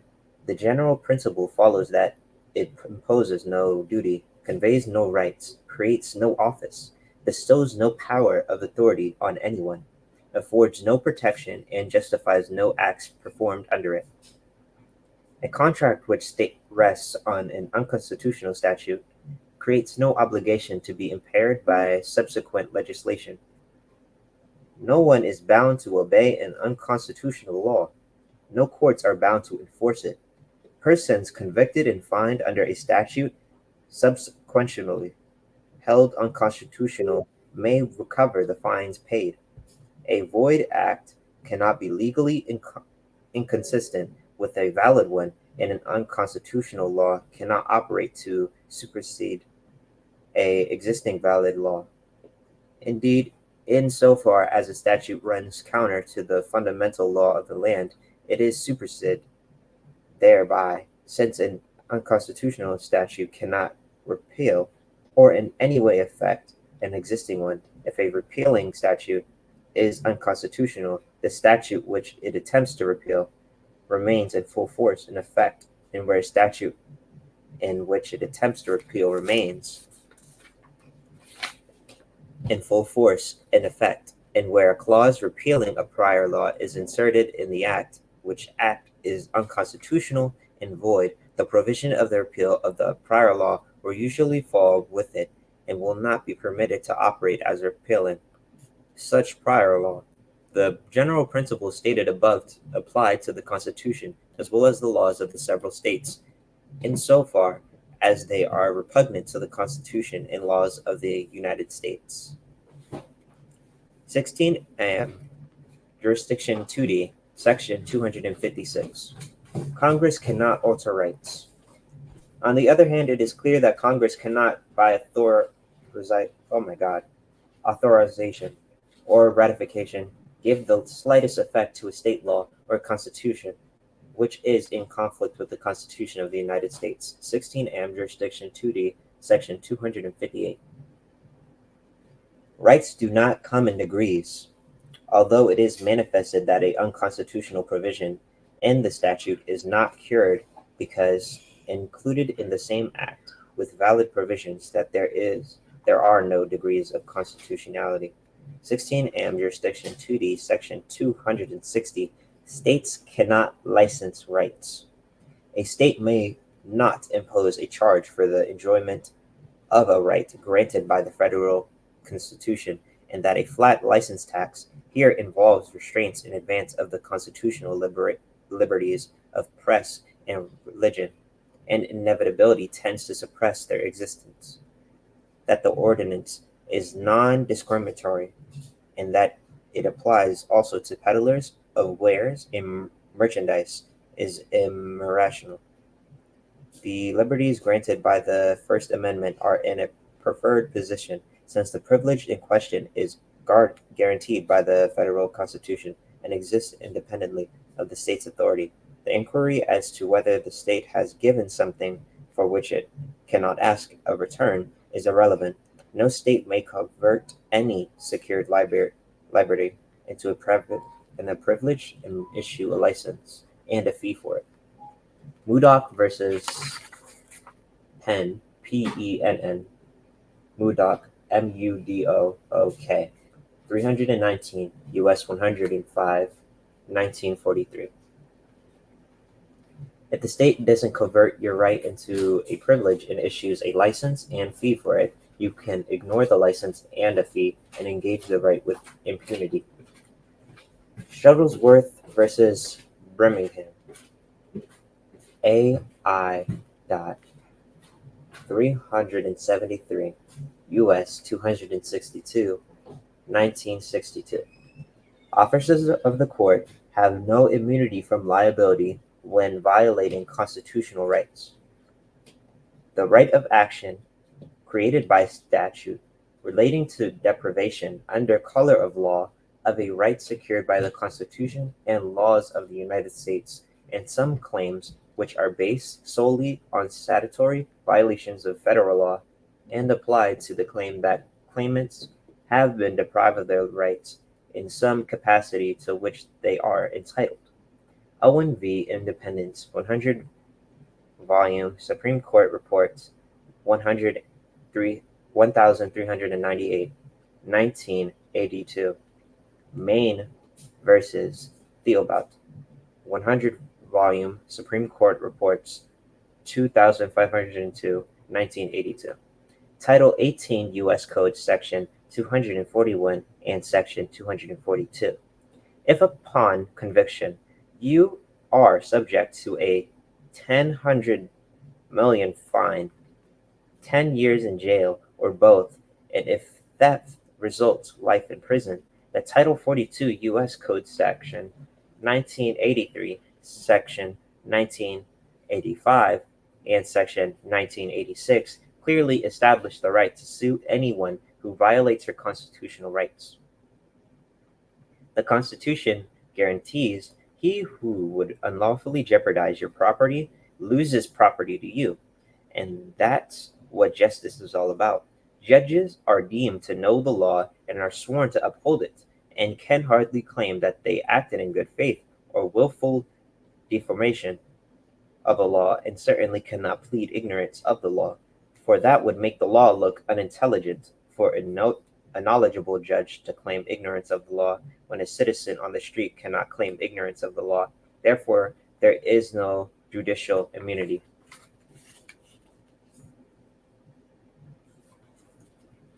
All right, what did we learn? What did we read? I learned how impactful judicial immunity is, and I also learned about like which people inside court and how they should convey themselves. I also got a little bit from last session how we talked about how much power you actually have when you try to address laws rightfully in front of a judge, since they have to carry them out, since that's their jurisdiction and they work for you. They don't know law though. They So when you don't. So go in when there, you you're go in there, you teaching have to them. know them. Yeah, you have to know them because they only know procedure. They're trying to get you and get you in there and get you out there. That's why they over book themselves. And if you guys notice, when you guys are in traffic court, especially when you're in night court, Jesus Christ, is like overpacked because they are just so used to procedure. And if you listen to the judge, you hear him when he's talking to the people. Like if you guys ever have a court date coming up, or courts is a public space. Y'all could just make time to just go sit in the court and just listen to the questions that they ask the defendant. Listen to if they allow you to, because the prosecutor and the defendant's conversation tries to be private in the middle of a hallway. But listen to how the prosecutor tells them to do a plea bargain deal. It's all procedure. It doesn't matter what the law is or what your right is. Oh, you got these tickets. Oh, do a plea deal. We're going to wrap all of this up. We're going to take it to the judge. They're going to do the woo woo wop. And then you're going to sign the things and then you get out. Procedure. It has nothing to do with the law. So that's why whenever you get a ticket, you already know. Oh, if I go, like if you get pulled over and you don't have your license or registration, all you got to do is get your license and registration prior to your court date. You show up with the paperwork, you get a lower fine or whatever, and then you go out and you pay the additional court fees. That's a procedure. That has nothing to do with law. And so, like, I guess because people go through the rigmarole so often and so frequently, like the procedure is just like, second nature, and people don't think too much past it. But it is. Congress cannot alter rights because we know Congress is with privatization. Rights do not come in degrees. You can't pick and choose who rights and who have no rights. Officers of the court have no immunity from liability when violating rights. So the officers in the court, they want to go against your rights. Guess what? They all can get leaned and they all can get imprisoned. It applies to them. And that's why when you're in a court, you don't got to argue with them. You don't have to do anything. Make sure you know your rights when you speak it. And when they start infringing upon them, question them, ask them, like, reword it. Like, are you, doing woo woo wop right now? And see how they answer. And if they doing it, say, well, I have this, document in the Constitution stating this, that, and the third. So I just want to clarify: is this what you're doing right now? Because it would be against my constitutional rights if you're doing this right now. And that's why you have to make sure you're in a court of record. Because if you're in a court of record, the judge has no right to impose, statutes or whatever. They're not the law enforcer or breaker downer or whatever. Hey, ruler divine, how you doing, love? No one is bound to obey an unconstitutional right or unconstitutional law, and no courts are bound to enforce it. Supreme law is the basis of all law, and all fiction of law is null and void. So those county law courtrooms and city courtrooms and all that stuff, they don't supersede the Supreme Court. That's why when you go in there, the Supreme Court cases. They can't overrule any type of Supreme Court case. I know y'all saw How to Get Away with Murder. Constitutions must be construed to reference the common law. Summary proceedings are null and void. No emergency has just cause to suppress the Constitution. Interpretation is in favor of the people. That's why you have a jury. That's why you are arguing to convince a jury, because it's up to them. So, yeah. Anything else you want to share that you learned? No? All right. So just so y'all know, we stopped at page 20. And tomorrow we're going to start with the constitutional preambles. So we start to get into the Constitution a little bit more and how that goes and flows and stuff like that. Another really short book. So now we're going to get into one of my favorite parts of these episodes is we are now on day 11 of Brandon Johnson's course. Brandon Joe Williams, excuse me. Where the fuck I get Johnson from? That's why. Not the same J. Not the same J. So yeah, so let's sit back and watch. Hey, video number 11. This is the big boy. This is the one you've been waiting for.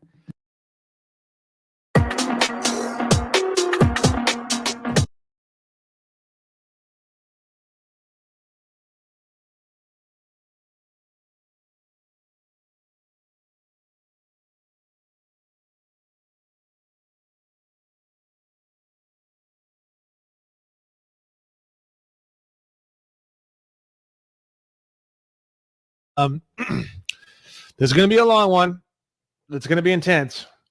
So basically, the passport is sort of like the big, huge key to basically everything when it comes to killing contracts. Okay, so getting the passport sorted out, what we're going to go over in all of this. Okay, the passport is like, here's all your contracts. The passport is like a huge missile coming in here and going boom. To some degree, going through here. I mean, obviously, it's the citizenship one mainly, right? But it's so all encompassing and it's so huge. I mean, it wipes out taxation. It wipes out your marriage license to some degree. It pretty much, to some degree, literally wipes out like everything, or at least blows out like massive chunks of the foundation of a lot of these different contracts. Voter registration, you can't vote anymore after you do this, unless you just show up on the voter day and like close them to let you vote. But like in the books and stuff like that, it says that you're not really supposed to be allowed to vote, right? So, so this is the big kahuna of all big kahunas, okay? And the only thing that you really need to get started on this process is you don't need them, but if you want the full 5-star passport, you're going to need your long form birth certificate. You could always try to get a 4-star now and then just get another one later, a 5-star if you want. 4-star is really, really good. But this video is going to be all about how to get the 5-star, the big boy. Like you get pulled over in your car and the cop just lets you go pretty much no matter what, unless you're crashing into people or doing something crazy. Diplomatic immunity. You're technically a foreign diplomat to United States. So all their laws, all their rules, it's basically a card. It's a little card. We're going to go over what it looks like. That basically makes you, it's the official thing that makes you entirely immune to all statutes and basically everything under the sun, moon, and stars. So you whip that bad boy out and nobody can touch you. So I will teach you how to do that. So first thing I want to do is I want to show you what one looks like. This is from Wikipedia. So one of the things you should find interesting about this is I'm not sure if you can, if my picture's in the way of showing you this. Let's see.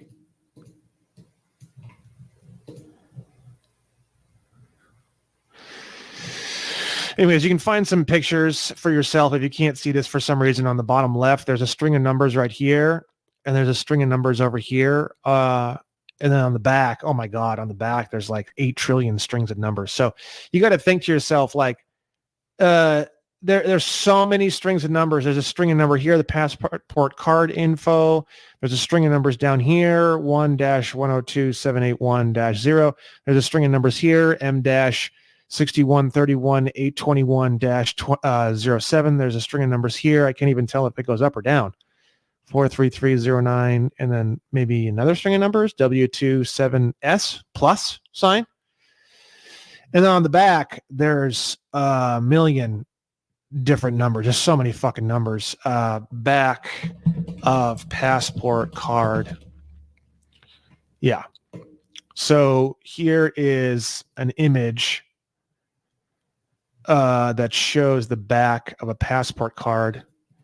You can't really see it, but you can see it better here. Look at how many strings of numbers there are all down here.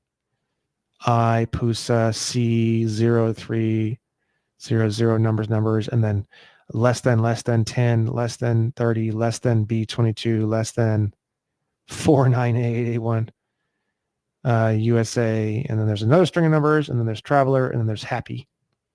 Probably first name, last name, happy traveler. This is just an example, right? There's 2CL8 up top here. There's another set of numbers here, 91182.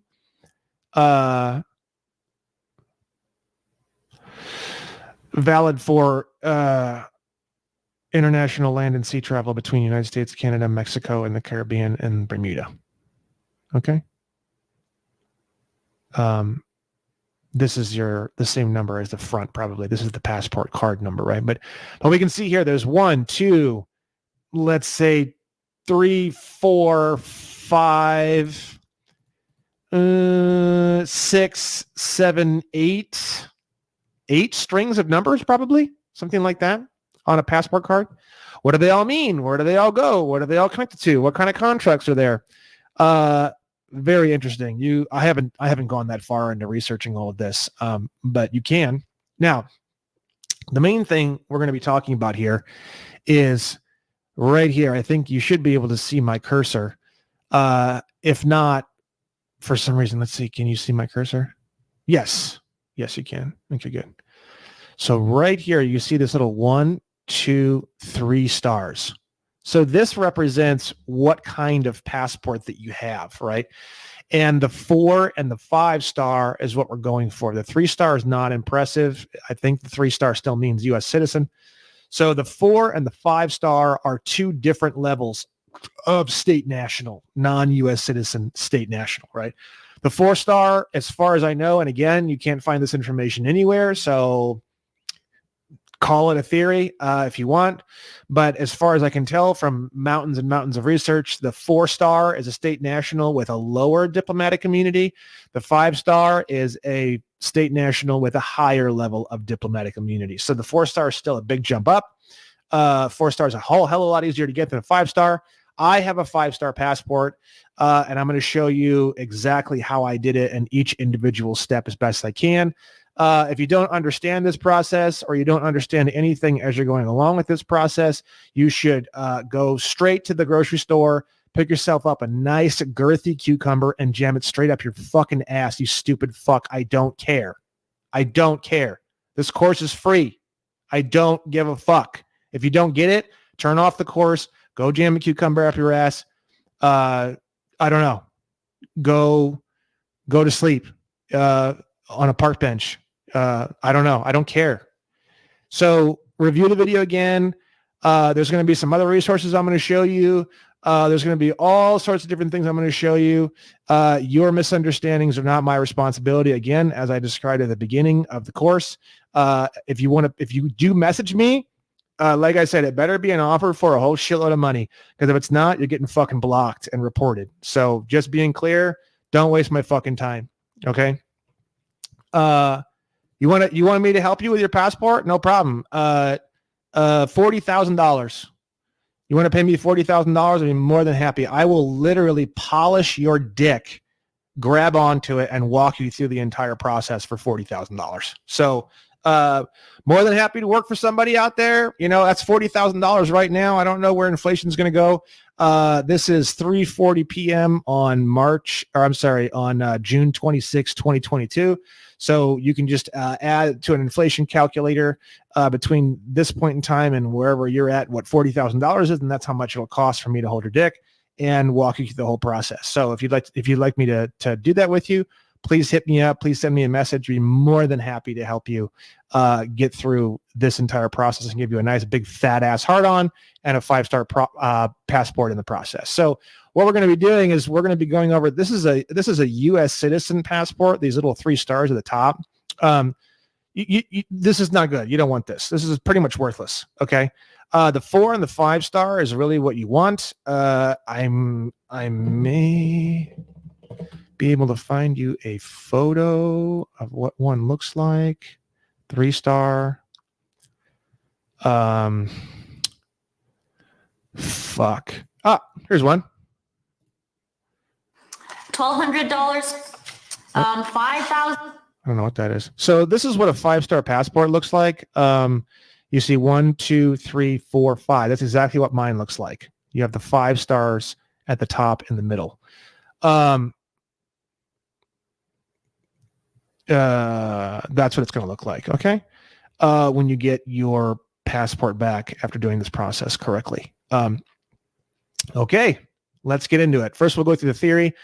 So the first and foremost thing is that I do want to give credit where credit is due, and I want to do it in every single way possible. So the first one I want to do is Copper Moonshine Stills is the person to go to in terms of if you want to learn how to do this entire process in terms of the DS11. The DS11 is the Thinking about going solar, but not sure whether it's worth it for your home? Well,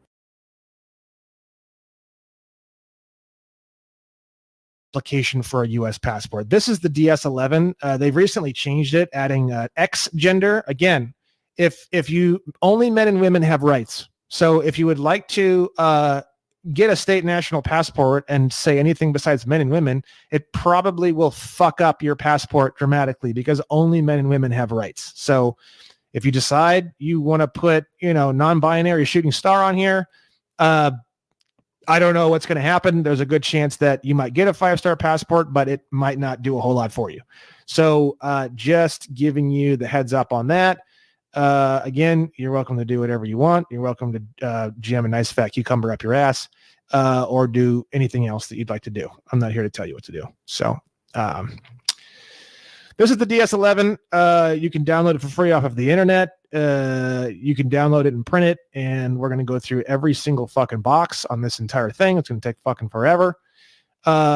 And I'll show you how to do it. So it's all based off of Copper Moonshine Stills. So it's coppermoonshinestills.com.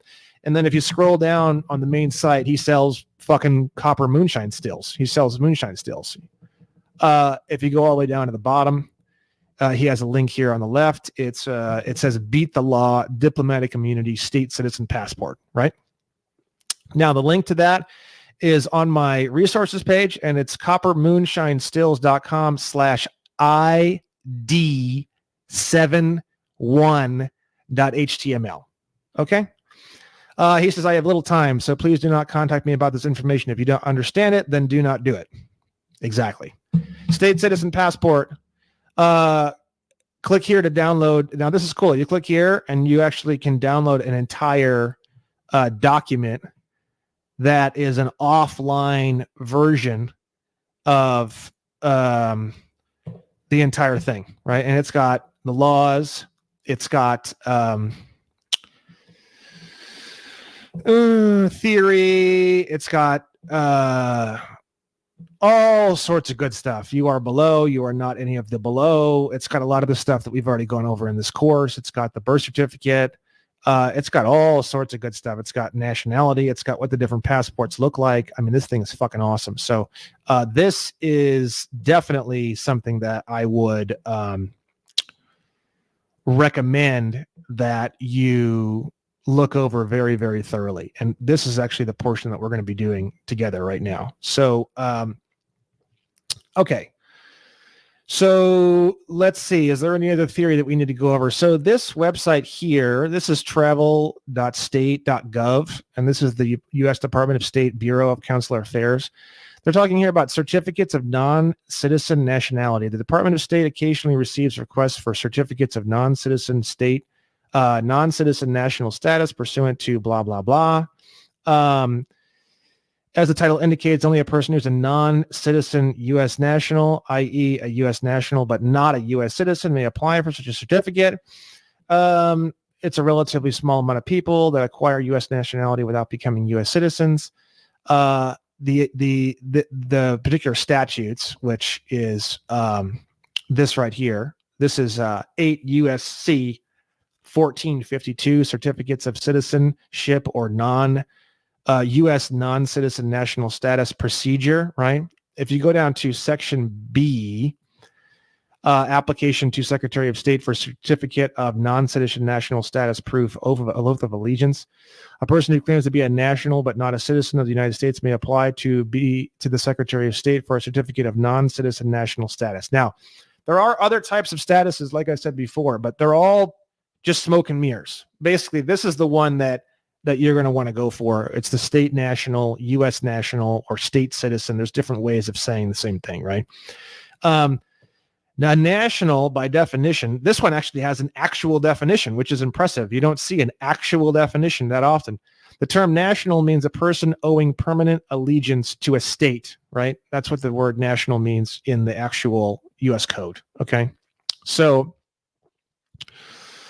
you have to have proof to the satisfaction of the Secretary of State that the applicant is a national but not a citizen in the United States, and that you were born outside of the District of Columbia or its outlying possessions, taking and subscribing before an immigration officer within the United States, blah, blah, blah.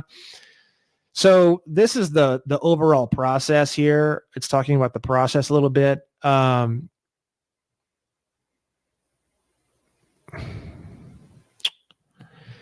Anyways, we're going to close that one.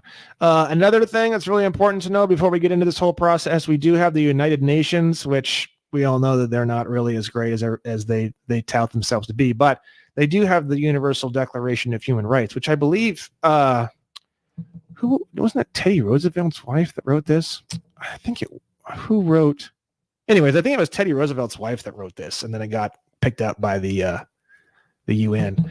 So if you go down on the United Nations Declaration of Human Rights, this is a universal declaration of human rights for all human beings throughout the entire planet.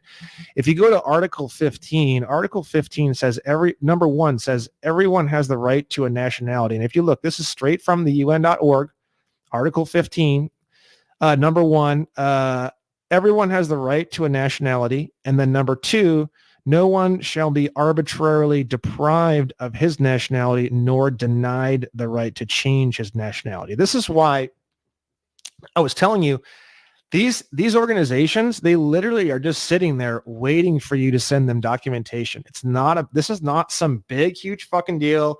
You're going to be like, oh my God, freaking out. Like, can I do this? Should I do this? Are they going to fight me? Am I going to get in trouble? All this stuff. The answer is no. They don't give a fuck, dude. Well, they probably give a fuck, but they're not going to behave as though they do.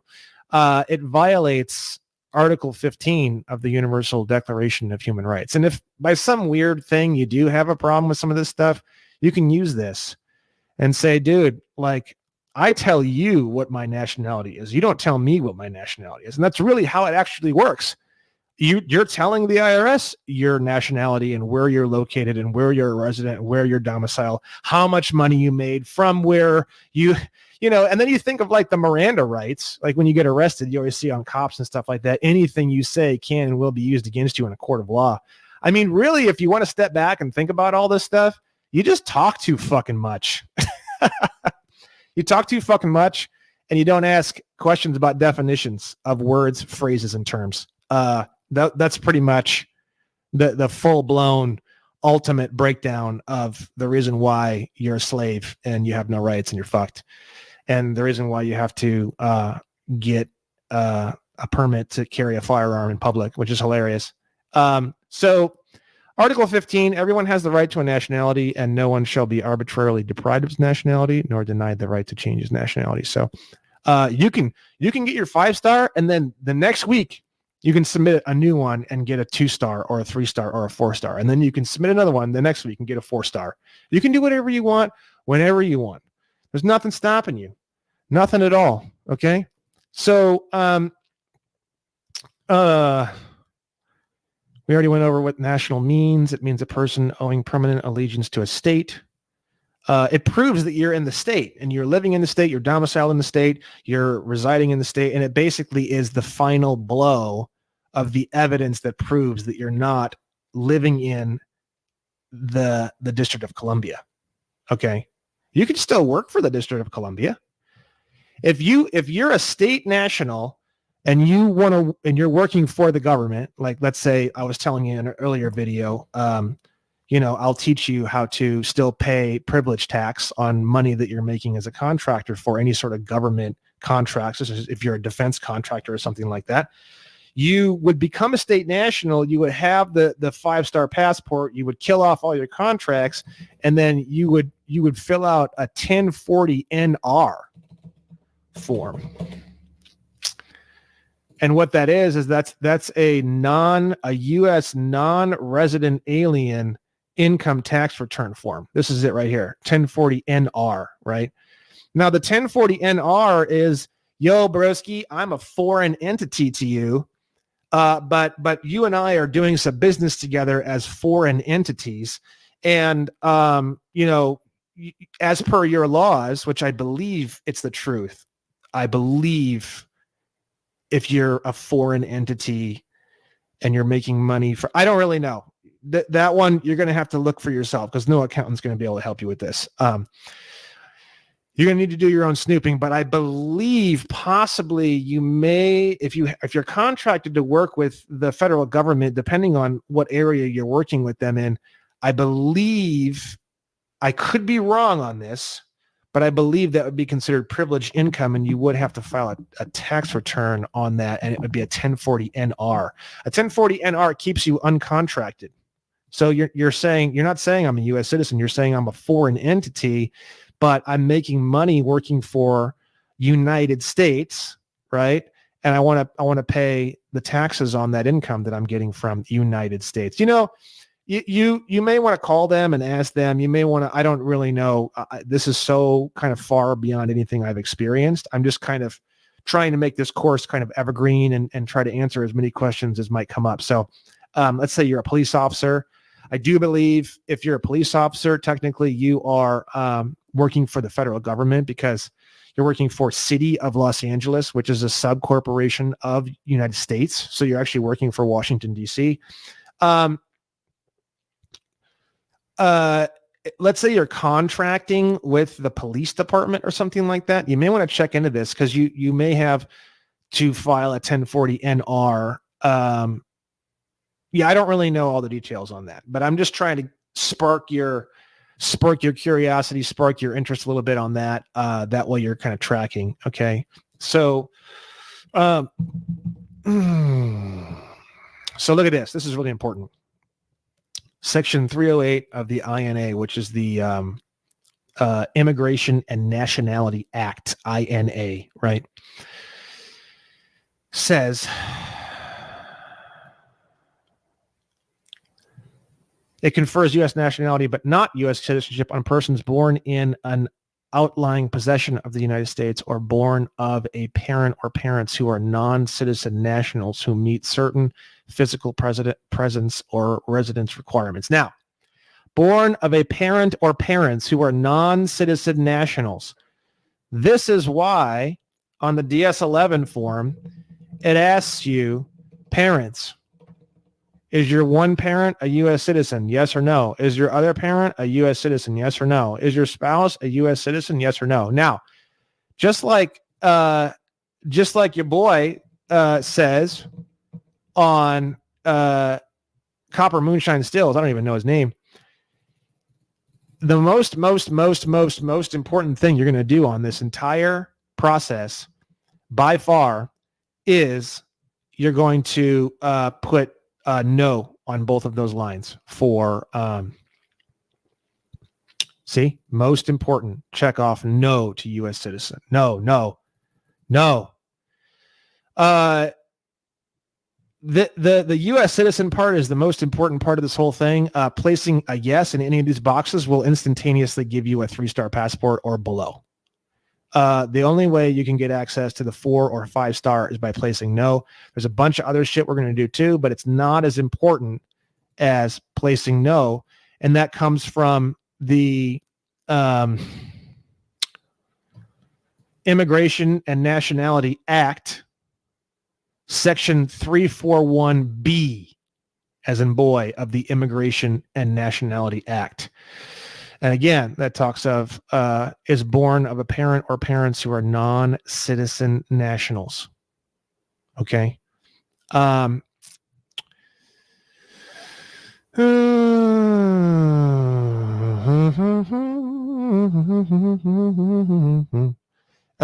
applying, applicants may execute a Form DS-11, which is the one here, the one I was just showing you. It's a passport application form, and show documentary proof of their non-citizen national status as well as their identity, right? So documentary proof of their non-citizen national status, that's going to be your and your identity. That's going to be your long form birth certificate.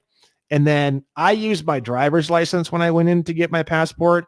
Not the best thing in the world to use, but the person who I went to see, it was actually in post office. And she had done a few of these state national forms before, but she was a little bit confused. I tried to give her a non-normal identification card. I tried to give her a state national identification card, and she was just kind of confused. And I was like, fuck it, I'm just going to keep this simple. And I gave her the driver's license. You want to try to not use your driver's license as much as possible, because your driver's license is, again, you don't need a driver's license. So by having one, you're basically admitting to the fact that you're a U.S. citizen by just having one and by using one. But in that case, just to keep things calm and just to keep things from getting out of hand or misunderstood or too crazy on that, I had a bunch of other paperwork too that I was going to use as identifying documents with like a bunch of witnesses that had witness statements of knowing who I am, and they were notarized. And she was like willing to do it, but she was a little bit like confused. And I was like, all right. She's like, you don't have a driver's license, do you? And I was like, yeah, I do. And I got the 5-star passport using the driver's license. In the explanatory statement, which we're going to be going over, which is attached to the DS-11 form, the explanatory statement is where you're going to put things like, if I use a driver's license for this, don't use that to make me a U.S. citizen, because I'm really not. I just don't have any other way of making this simple. You can explain that in the explanatory statement, and I'll show that to you. So, okay. So the main website here, you can go down, you can see all this information, or you can download the document.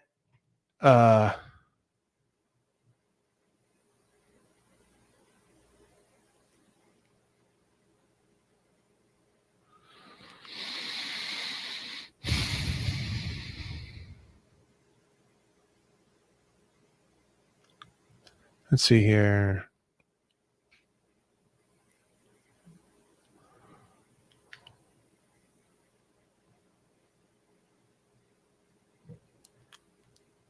This just gives you a bunch of other information on it. Interesting stuff. The term state includes the District of Columbia, Puerto Rico, Guam, Virgin Islands.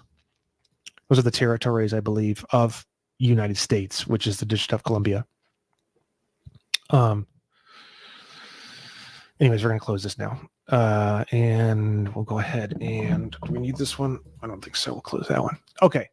So first and foremost, let's pull this bad boy up. So your first name in box 1. So first and foremost, up here, this is the DS-11 form. You're going to get both the passport book and the passport card. So you're going to check both, right? You can check regular, or you can check the large book if you want. The large book is for those who are frequently traveling abroad using the passport, and it's just bigger, and it's got more visa pages. So if you're going to be doing a lot of traveling, you may want to look into getting the large book. A lot of traveling means a fuck ton of traveling. If the regular book is just the normal one that you see almost everybody has, so you're going to check one of those two boxes as well. I did regular book on mine. I don't travel out of the country hardly ever, literally ever. Like, I think I've traveled out of the country like once. I'm not a real like internationally traveled person. I grew up on a farm in Indiana, and then I lived in Chicago, Los Angeles, and New York and Florida. So I've met a lot of different cultures, but I just haven't really been out of the country that much. So first name, put your first name in there, just normal. I know you've been learning all this stuff I've been teaching you about, all the human name and everything like that, but just for this purpose, fuck it, right? Just do it like this. First name here, last name is the top box, middle name is Monroe. Date of birth, you're going to put your date of birth in there. You're going to put male or female, or if you would like to take all of your rights and flush them straight down the toilet, there's a new box there now, as you saw here, and that new box is an X. That means that you are a creature in the law. So if you want to go ahead and click that X box, no clue what that's going to do, but it's not going to be good. So male or female, man or woman. Place of birth, you're going to put the city and the state. You are going to put your social security number. Technically, they can't ask you But even if you don't put it, they're going to put it anyways. So you put your social security number in here. You put your email address, your primary contact phone number. Now, again, care of means that I don't live here. I just receive mail here. So you're going to do in care of, and then you're going to put your address, your home address. And then you're going to put the city, the state, and the zip code. Okay. And then here it says list any other names you have ever used. If you've ever had previous names or name changes, etc. Okay.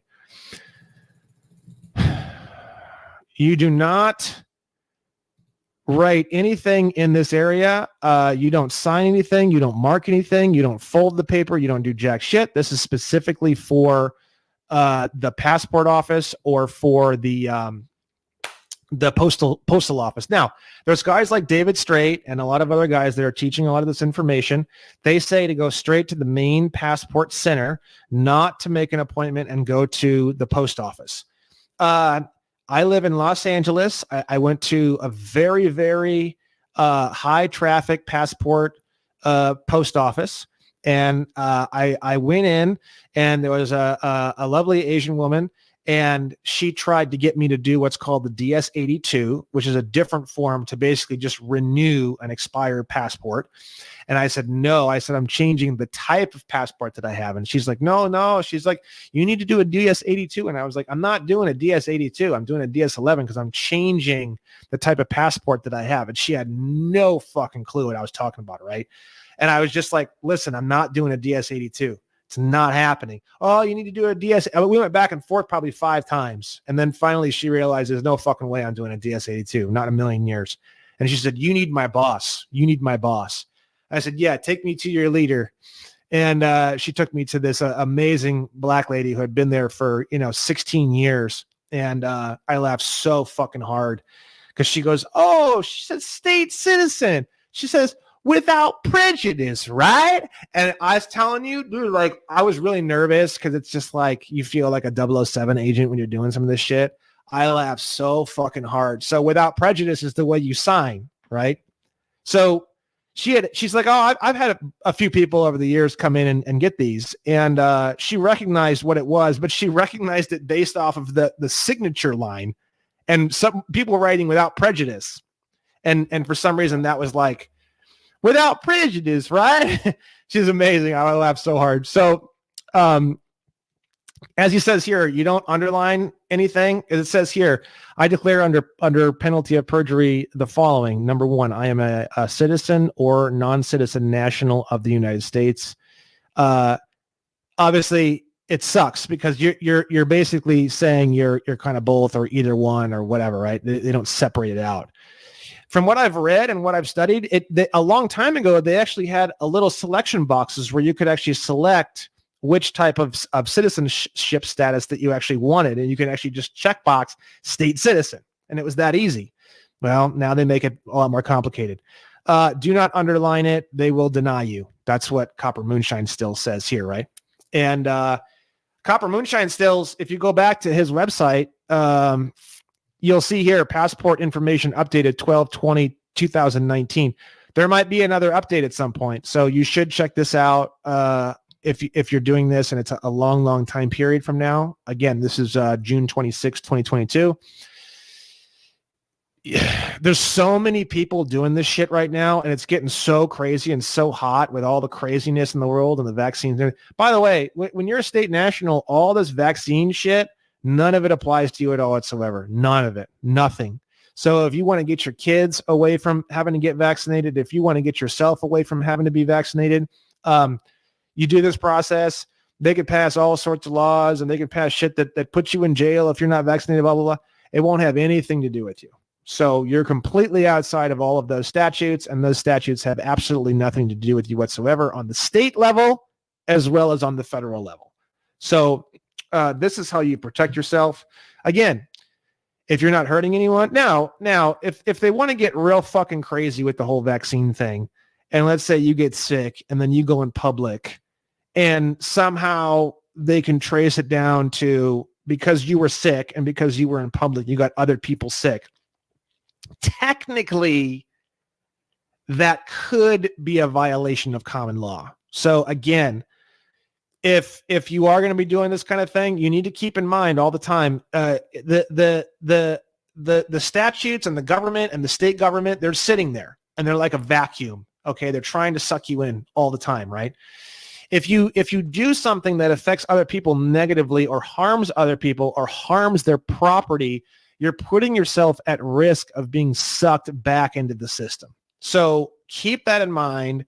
That is very important. For example, with all this crazy ass shit going on, if I got sick, I probably wouldn't go out as much. I sure as fuck would be, you don't want to have your phone on you. You don't want to have any GPS type shit on you.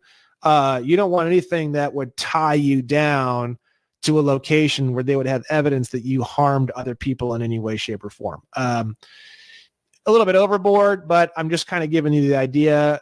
This is the basic idea of what you're getting yourself into when you do this. So there you go.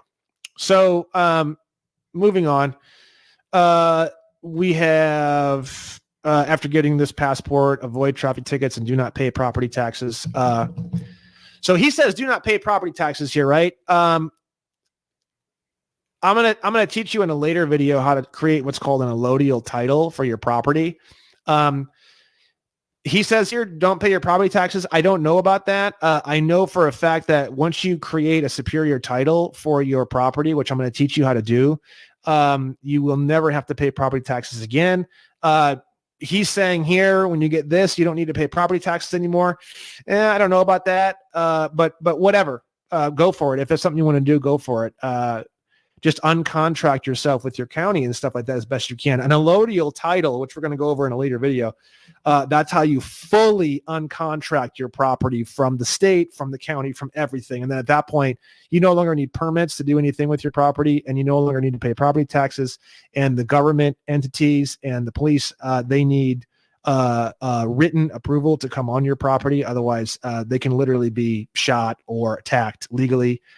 You basically turn your property line, it's called meets and bounds. You turn your property into a separate country, essentially legally right now.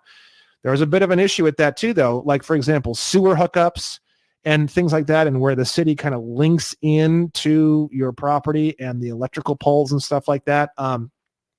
It may become a little complicated in those areas where your property is connected up with like public services, right? So if you plan on doing like an outhouse or something like that, or some kind of other plumbing idea, and you plan on doing solar and stuff like that, that's how you go completely off the grid if you really want to. If you don't want to do that, I would recommend that you go into the county and maybe work out a little deal with them, maybe where you say, hey, I'm going to do this allodial title. I'm not going to be paying property taxes anymore, but I do still want to get sewer. How can I do that? What's the deal? Can I pay like payments on sewage, or it's just different for everybody. Like here we have Los Angeles Water and Power. Maybe I would go to them and say, hey, if I have an allodial title, can I still get sewer and electrical and all this, or check out your contracts with them and look over the contracts and see kind of what the deal is. Every single area is different. So with all that kind of stuff, that's something a little separate that we're going to be getting into in a later video. But he does say you can stop paying him here. So I don't know. It's up to you, I guess. So this is diplomatic immunity, state citizenship. He goes through all sorts of good stuff. And the 14th Amendment, he goes through that here. The Social Security SS5 form, case law, resident and citizen of the United States means 14th Amendment citizen. Yes, and he goes through the difference between a U.S. citizen and a 14th Amendment citizen, which is the same thing, and what you actually really are, which is a state national, and how that works. The state citizen, blah, blah, blah. And he goes into the passport. He goes into black ink. Fill out the application in black ink as per the instructions. The most important thing to do, which is then checking no on the U.S. citizen, as I showed you in the previous thing, putting in care of with standard mailing address with the zip code. This means merely where you receive your mail and do not live in their jurisdiction. And then for the permanent address, you don't sign this until you're in front of the person who's going to be doing it with you, the post office or the person working at the passport office. So keep in mind this without prejudice UCC-1-308. You're going to write that in front of the signature officer. So you can put it on like a little, if you can't memorize it, you should memorize it. You should sign every goddamn thing under the sun without prejudice. Not the UCC 1-308 part, but the without prejudice part, you should be signing on everything. But you can have like a little post-it note and just write on it without prejudice. I sign mine with the human name, comma beneficiary. I don't think he's saying that that's necessary, but that's what I would do if I were you. So I did it all lowercase, Brandon Joe Williams, comma beneficiary. And then without prejudice, UCC 1-308 on top. That's how I did it. Okay. So scrolling down to the back page, we have name of applicant on the second page. This is your name, but keep in mind, you want to read this really carefully. You know, what I did is I printed off a whole shitload of copies of the DS11 and I wrote one all the way to the bottom, and then I would look it over and I'd be like, maybe this is a better way to do it. And I wrote another one and another one and another one. If I made any little mistakes or any little things that I had to scratch or change in any way, I would just do another one. That's what I'd recommend. You want this thing to be fucking perfect. Okay. So no scratches, no weird bullshit, no scratch marks, no fucked up things you can't read. Like, this has to be perfect. Every letter has to be perfect. Every single slash has to be perfect. Every number has to look just like no matter who they are or where they are, they have to be able to determine like, okay, that's exactly this letter and this number. Okay. So you're putting your name last, comma, first, comma, middle is how they want it done. Date of birth, you want to do the exact way they tell you to do it, which is 2 digits for the month / 2 digits for the day / 4 digits for the year. Okay. Parent information, mother, father, parent, first and middle name, right? Joe, Don. So first, middle name, and then last name is here. Date of birth for that parent. If you don't have the date of birth for one of your parents, which is something that I ran into, you can just leave that blank, okay? Or put N/A. Same with place of birth. But if you can locate it, you should put it in here. Dallas, comma, Texas. Sex is male, man or a woman. So I don't know. I guess in this brave new world, if you have a parent and they change their sex at some point in their life because they decided they didn't like their rights because they were sure pesky rights, human rights, put whatever gender they were when they were born, their original gender on the form. The fact that I even have to say that is fucking pathetic. But the second part, U.S. citizen, obviously, is no. That's the most important thing on the entire form. Jane Sally Barron is the next one here. Date of birth for her. If you don't have it, put NA or leave it blank. Same thing with place of birth. If you don't have it, put NA or leave it blank. It's a female at birth. U.S. citizen is no. Have you ever been married? If you now, it doesn't say are you married. You got to be very, very careful with these questions. You want to read these questions very carefully. Have you ever been married? He says yes on this form. If yes, complete the remaining items in number 11. So you have, I was married to Brenda Marie Smith. Her date of birth, if you don't have it, leave it blank or put NA. Place of birth, if you don't have it, leave it blank or put NA. Plano, Texas. Is she? It doesn't say is she or was she. It just says U.S. citizen. That's all it says. No. It's always no. Always. If they asked you this question 567 times, you'd say no 567 times. Date of marriage, when were you married? Have you been widowed or divorced? If you were, then you put the divorce date. If you're not sure, put NA or just leave it blank. Okay. Additional contact info. Additional contact is like a friend or a family member or something like that. What's your occupation? Now, according to the stuff I've read, certain occupations can be bad. So I don't really know all the details on that. I would try to keep this really vague and simple. If you do anything in a business at all, I would just put administrator. If you do anything in sales, just put sales. If you do, if you're a welder, you put welder. Like just keep it really, really simple and vague. Employer or school, if applicable. You can put something in there if you want, or just leave it blank or put NA. It does say at the beginning of the form, anything that you leave blank could make it take longer to get it approved. So you can just put NA. That's what I did. I put NA in every single box rather than leaving it blank because I read that on the form. Okay. So he put here subpar welding. Your height. I did foot and inches. He did 70 inches. I did like 6 foot 1 inch on mine. The foot symbol is just the one little line up top, and then the inches symbol is the 2 little lines. And you can type those on your, like the one line is the same as like when you do apostrophe S. So that single apostrophe would be the feet, and then the quotations would be the inches. That's how I did it, right? Hair color, eye color, travel plans. I put NA here for travel plans because I didn't have any travel plans. I just wanted a 5-star passport for diplomatic immunity, right? So I put NA, NA, NA for all 3 of these countries to be visited, right? Permanent address. Now, this is really important.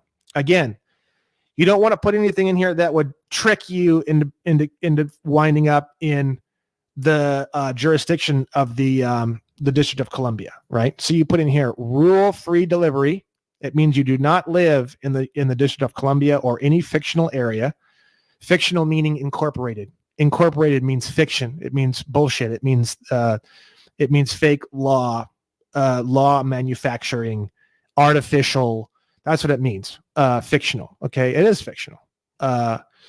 Humans, men and women and humans are real, and then all this other shit everywhere is all fictional. Okay, so Dallas. I was very, very specific about this part here. Texas, I put instead of CA because it's copyrighted or trademarked, I put California. And actually, now that I think about it,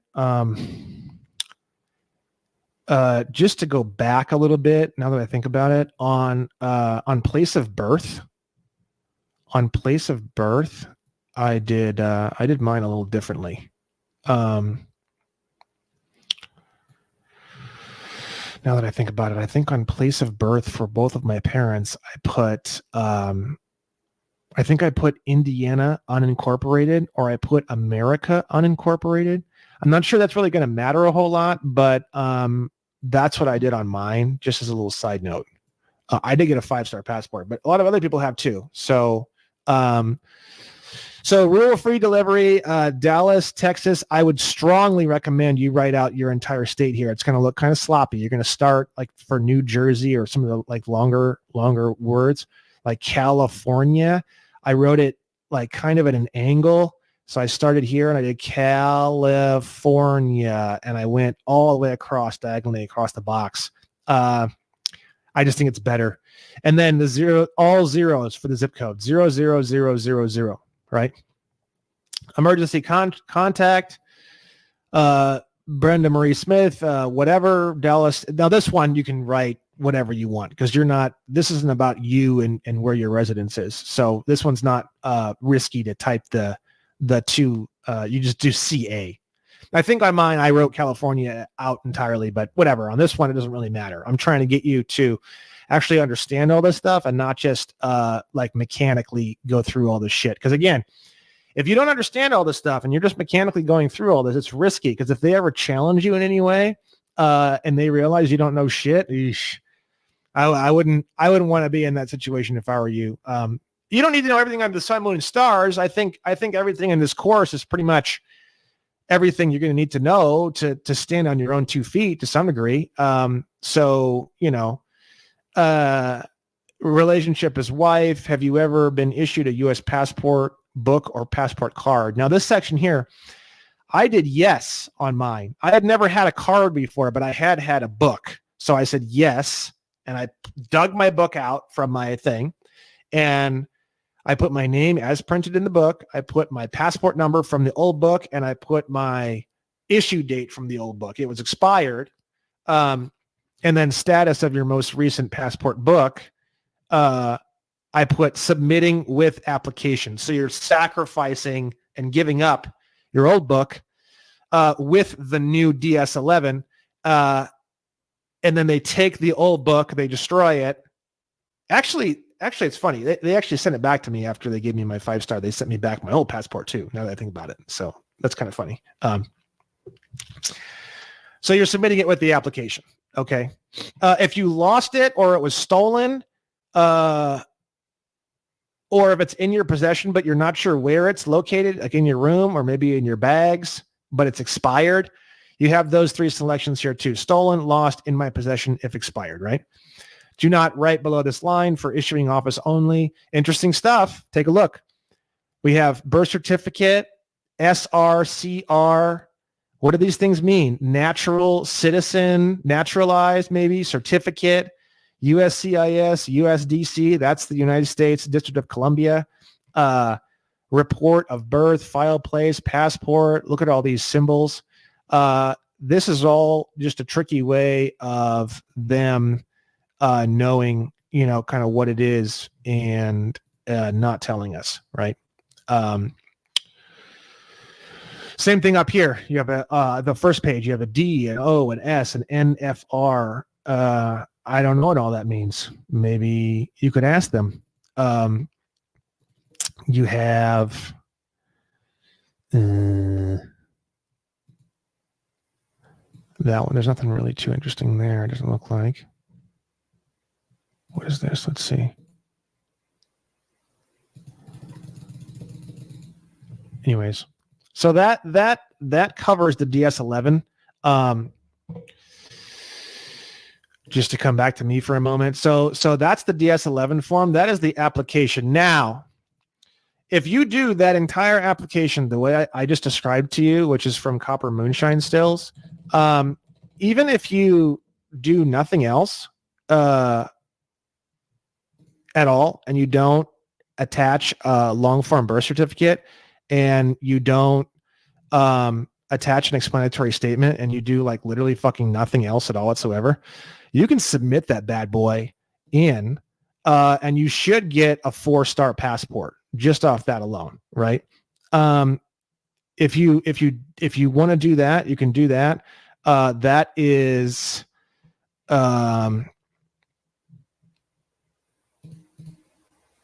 the easy way to get a 4-star. I mean, going from 3 to 4 stars is a fucking huge jump. Okay. I don't really know how much more of a jump it is from 4 to 5. All the information is like secret. Like you can't even find the information. There's like redacted sections of like their own books and shit that people have tried to file, like Freedom of Information Act requests, and they always get denied.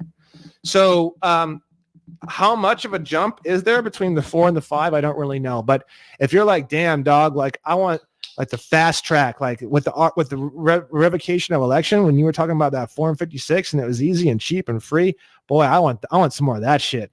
If that's what you want, then just send that bitch the way it is and get your 4-star passport. If you don't have a passport at all, fuck it. Just send it in. Because once you get that 4-star passport, you can basically just get rid of your driver's license. That's how you kill the driver's license, right? Do we put that on here? So the passport kills off the citizenship one. And honestly, it kills off a lot of things. Like I said, it's this giant bomb, right? But it also, we didn't have it on this list, the driver's license, right?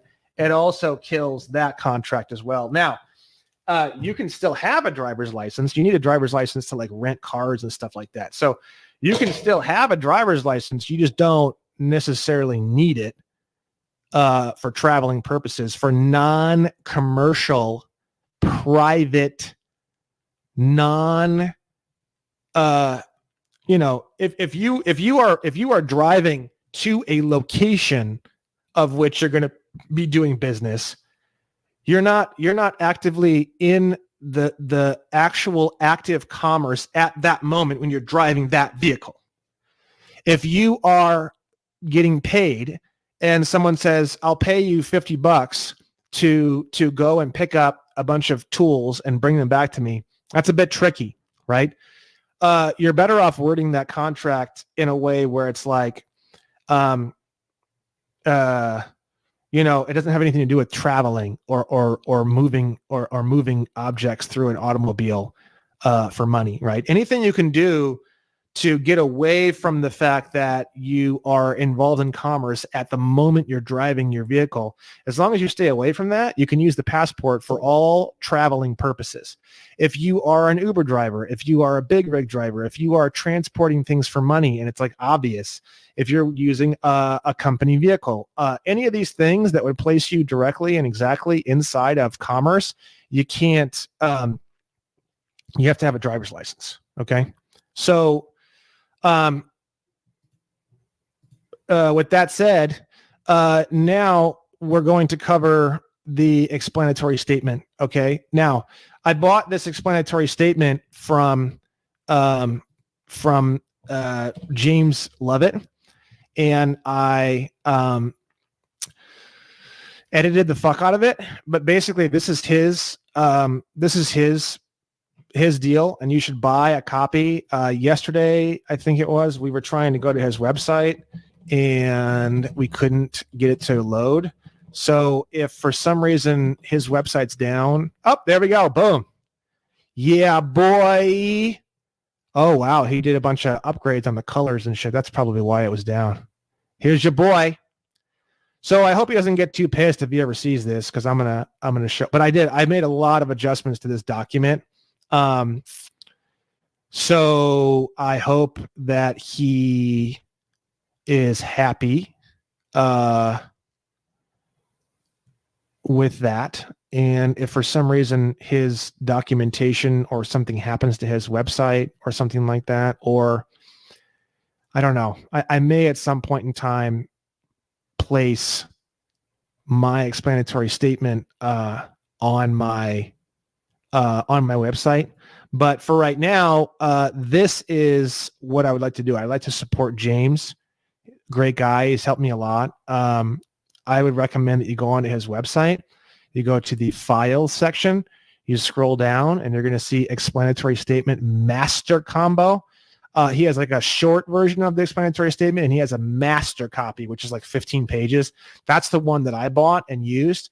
If you, for some reason, you cannot purchase this, or for some reason this link goes down or something happens, or if it can't work, or if something ever happens, at that point, I probably will just post the one that I have that I've made massive adjustments to on my website for free and just give it away. But I at this point in time, I'd like to support him. So this is the file that you're going to get when you purchase from him. You have the your own address at the top. You have not general processing, special attention, legal department processing, United States Department of State for state citizen, U.S. national passport, explanatory statement to the commissioner or head director, blah, blah, blah. Thank you. Clarifying a bunch of things, clarifying different sections, 8 USC 1101, 22B, 8 USC 1101. See, 8 USC 1101. What is this? 22B. What is that? You can get other explanatory statements too from other places. So I'm not telling you that you have to. Oh, he's saying 22B, a person who, though not a citizen of the United States, owes permanent allegiance to the United States. I think he's saying that's not what I am. Oh, he's just giving the exact quote. Okay. So I have new information. I'm applying for a new thing and blah, blah, blah, to the processing agent reading my file, blah, blah, blah. I have allegiance to God, blah, blah, blah. Specifying that, the social security number, putting that into the form doesn't like fuck me over or contract me into anything. Privacy Act section. Please note, this is my proper nationality. And you're saying, where was I born and where do I live now? And I made a bunch of adjustments to this section. 14th Amendment citizen. He's putting all the stuff here, what I am, what I am not. You're clarifying things.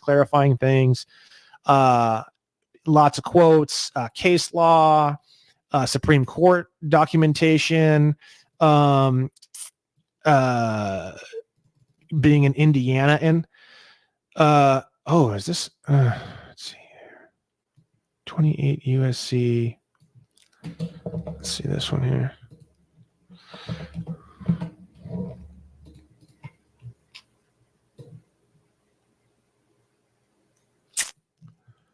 No. I swear that I'm an Indiana in, or I was born in Indiana in, and now I am a Californian. Here's a bunch of different official national status: non-person, non-enemy combatant, non-taxpayer. Again, taxpayer is someone who's a U.S. citizen, and they're also a Sesta trust, as per that one quote that I showed you before from Henry Bolins, the court case Henry Bolins. So by saying you're a non-taxpayer, you're also in that same breath saying, I'm not a U.S. citizen and I'm not a Sesta trust, which you definitely want to make sure you say. So I know it's a bit scary to tell people that you're a non-taxpayer, but if you don't do it, you're risking being pulled back into the system. So you are a non-taxpayer, non-alter ego, meaning the trust name in all capital letters, non-resident alien, non-federal employee, non-individual, non-commercial, non-dead entity, non-public transmitting utility. A public transmitting utility, that's basically... So a fiction can only speak to a fiction, and a human can only speak to a human. So a public transmitting utility is something that's used in between the same actions. So if a corporation wants to speak to a human, they have to use a public transmitting utility to do so. That's why they put your name in all capital letters on all of the documentation in order to avoid having to do all that. Because they're not speaking to a human, they're speaking to the trust. So they don't have to use a public transmitting utility at that point because the trust and the corporation are considered to be basically the same level in law, right? So you can go through and clear up all these words if you want to. You can go into the dictionary. Now, again, I don't know if I've mentioned this on the course. I've mentioned this on a lot of the other stuff that I do, as well as my I have some training videos on my website. I have one right now. I'm going to be working on another one soon. You shouldn't sign anything you don't understand, and you shouldn't notarize anything you don't understand. So take some time, read through this whole thing. You will learn so much about your country and about your past and about what it means to be an American. You'll learn more reading this fucking document that was written by James Lovett than you will, and you could have a PhD in American history. And I swear to God, you're probably going to know more after going through this fucking thing. How much time is it going to take you to go through this and clear up all the different definitions and look over all the different statutes? Not some ungodly amount of time, maybe 15, 20 hours of effort. I mean, is that worth it? 25 hours of effort? I mean, is your entire freedom from all police and all tax authorities worth 20 hours of your time? If it's not, I mean, you're in the wrong place, man. You're in the wrong course. You probably want to go down at the grocery store and grab a nice big fat cucumber and jam that fucking cocksucker right up your ass. Because this ain't the place for you. So I do recommend that you go through this. You do read all of it. You're going to learn so much. It's worth $100 just to go through this and learn everything. The Department of State website, information, section 302 of public law, all sorts of stuff. Here's some family lineage stuff. Here's Congress definitions of terms, civil status, clarification of my status, all sorts of good stuff in here. All sorts of good stuff. This is where it starts to get obviously pretty thick. And then we're going to skip over some pages. National, there's from CFR 51.2. There's some quotes there, pledging allegiance to the flag. And then at the very end, this is the affidavit part where you sign with a notary.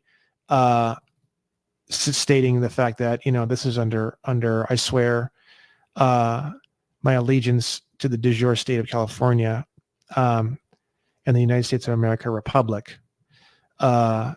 Furthermore, to the Constitution of the USA and geographical USA to protect and serve.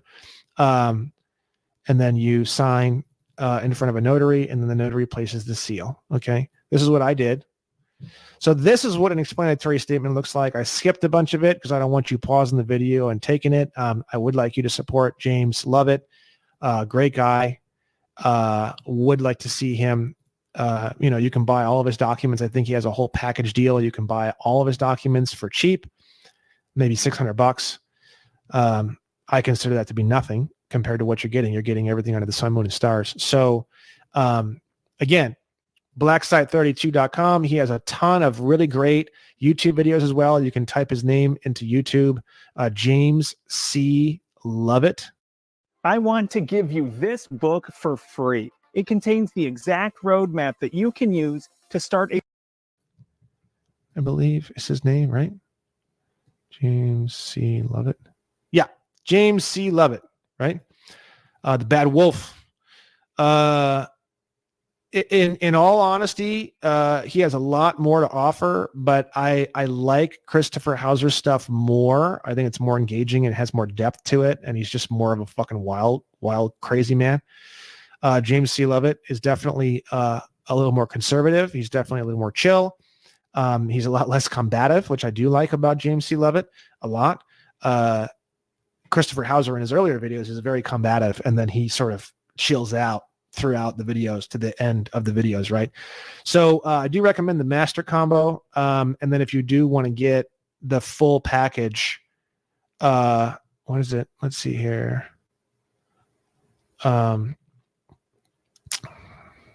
Here it is. Order all U.S. national files listed above, includes the combo, $500 for everything. And that includes UCC1, which is filing a lien on your trust name, your all capital letter trust name, which prevents people from fucking with it and billing it. It's a way of taking control of your all capital letters name, which I'm not going to get into in this course because I have not done it. I'm actually about ready to do it very soon. I'm not a big fan of talking about things that I haven't done. Right to travel files. This is a binder that you're going to put together and put into your vehicle that goes over the right to travel in your private automobile when you're not doing active commerce while driving the vehicle. Cancellation of account to pull your information out of the DMV. I don't know exactly what that is. I have done a bunch of stuff on DMV related activities, but I'm not sure exactly what he's talking about here with this. It has something to do with that. You have the explanatory statement master combo for the passport. And then you have chief of police, cop, and judge letter. This is for tickets or traveling or court. 50 plus ways to win in a court case. This is cool. This is just kind of like a document that has all these different ways you can win in a court case. Affidavit of U.S. nationality. This is to send to your Secretary of State and a bunch of other places. And affidavit of health and life file. This is actually, I believe, because I bought all these. I haven't had a chance to look at everything. I believe this one is how to create your own birth certificate out of thin air and stuff like that. So actually, now that I think about it, this is good. I'm glad I went through this. So if for some reason you are a kid and you don't have a birth certificate and your parents never signed for a birth certificate, I believe inside this file package, you can create your own birth certificate and you can file it with the state. That would be the way to get the 5-star passport. Good. I was worried about that. I was trying to figure out how the fuck someone would do that because you're going to start seeing that more and more in society with all this shit blowing up. So the kid gets to be 18. He says, I want to get a 5-star passport. He would get something like this. He would learn how to create his own birth certificate from scratch. He would send that birth certificate in to, I'm assuming he would either get it filed somewhere as a court of record kind of a thing, or I don't know if he would just take it into the Secretary of State or what he would do exactly. And then once it's filed, I'm assuming once it's filed, then he would send a copy of it with the passport. And then that's how someone with no birth certificate would get a 5-star passport. Good. Good. Okay. So, what are the three things that's needed to review on this video? Let me see if there's anything else to go over here. No. So, what are the three things that a person has to have in order to get their 5-star passport? Number one, they have to fill out the DS-11 form correctly. I tried explaining every single box in great detail. That way you guys, no matter what they change on the DS-11, hopefully you can still figure it out. They probably maybe will change something if they need to. Number two, you need an explanatory statement. If you want to get a 4-star passport, you don't need an explanatory statement. You just send that bitch in, the DS-11, just like it is. I paid $300. That included overnight shipping, 1-day air, which was like $60, and that also included like an extra $80 for priority processing. I had my 5-star passport in my hands about 12 days after I was at the maybe 10 or 12 days after I was in the post office. Okay. If you want to go on the cheap, you can probably do it for don't order any long-form birth certificates, or if you already have and you don't want to wait any longer, don't buy the explanatory statement. Don't do anything. Go in. Don't even buy. If you really want to go cheap, don't buy the priority shipping. Don't buy the priority processing. It could take, I don't even know, maybe 2 months for you to actually get your passport. But at that point, you're looking at maybe $160 or $170 for everything. Again, if you're not willing to pay $170 for total fucking freedom from literally every contract on this list, you're fucked in the head, and I have no clue why you're here.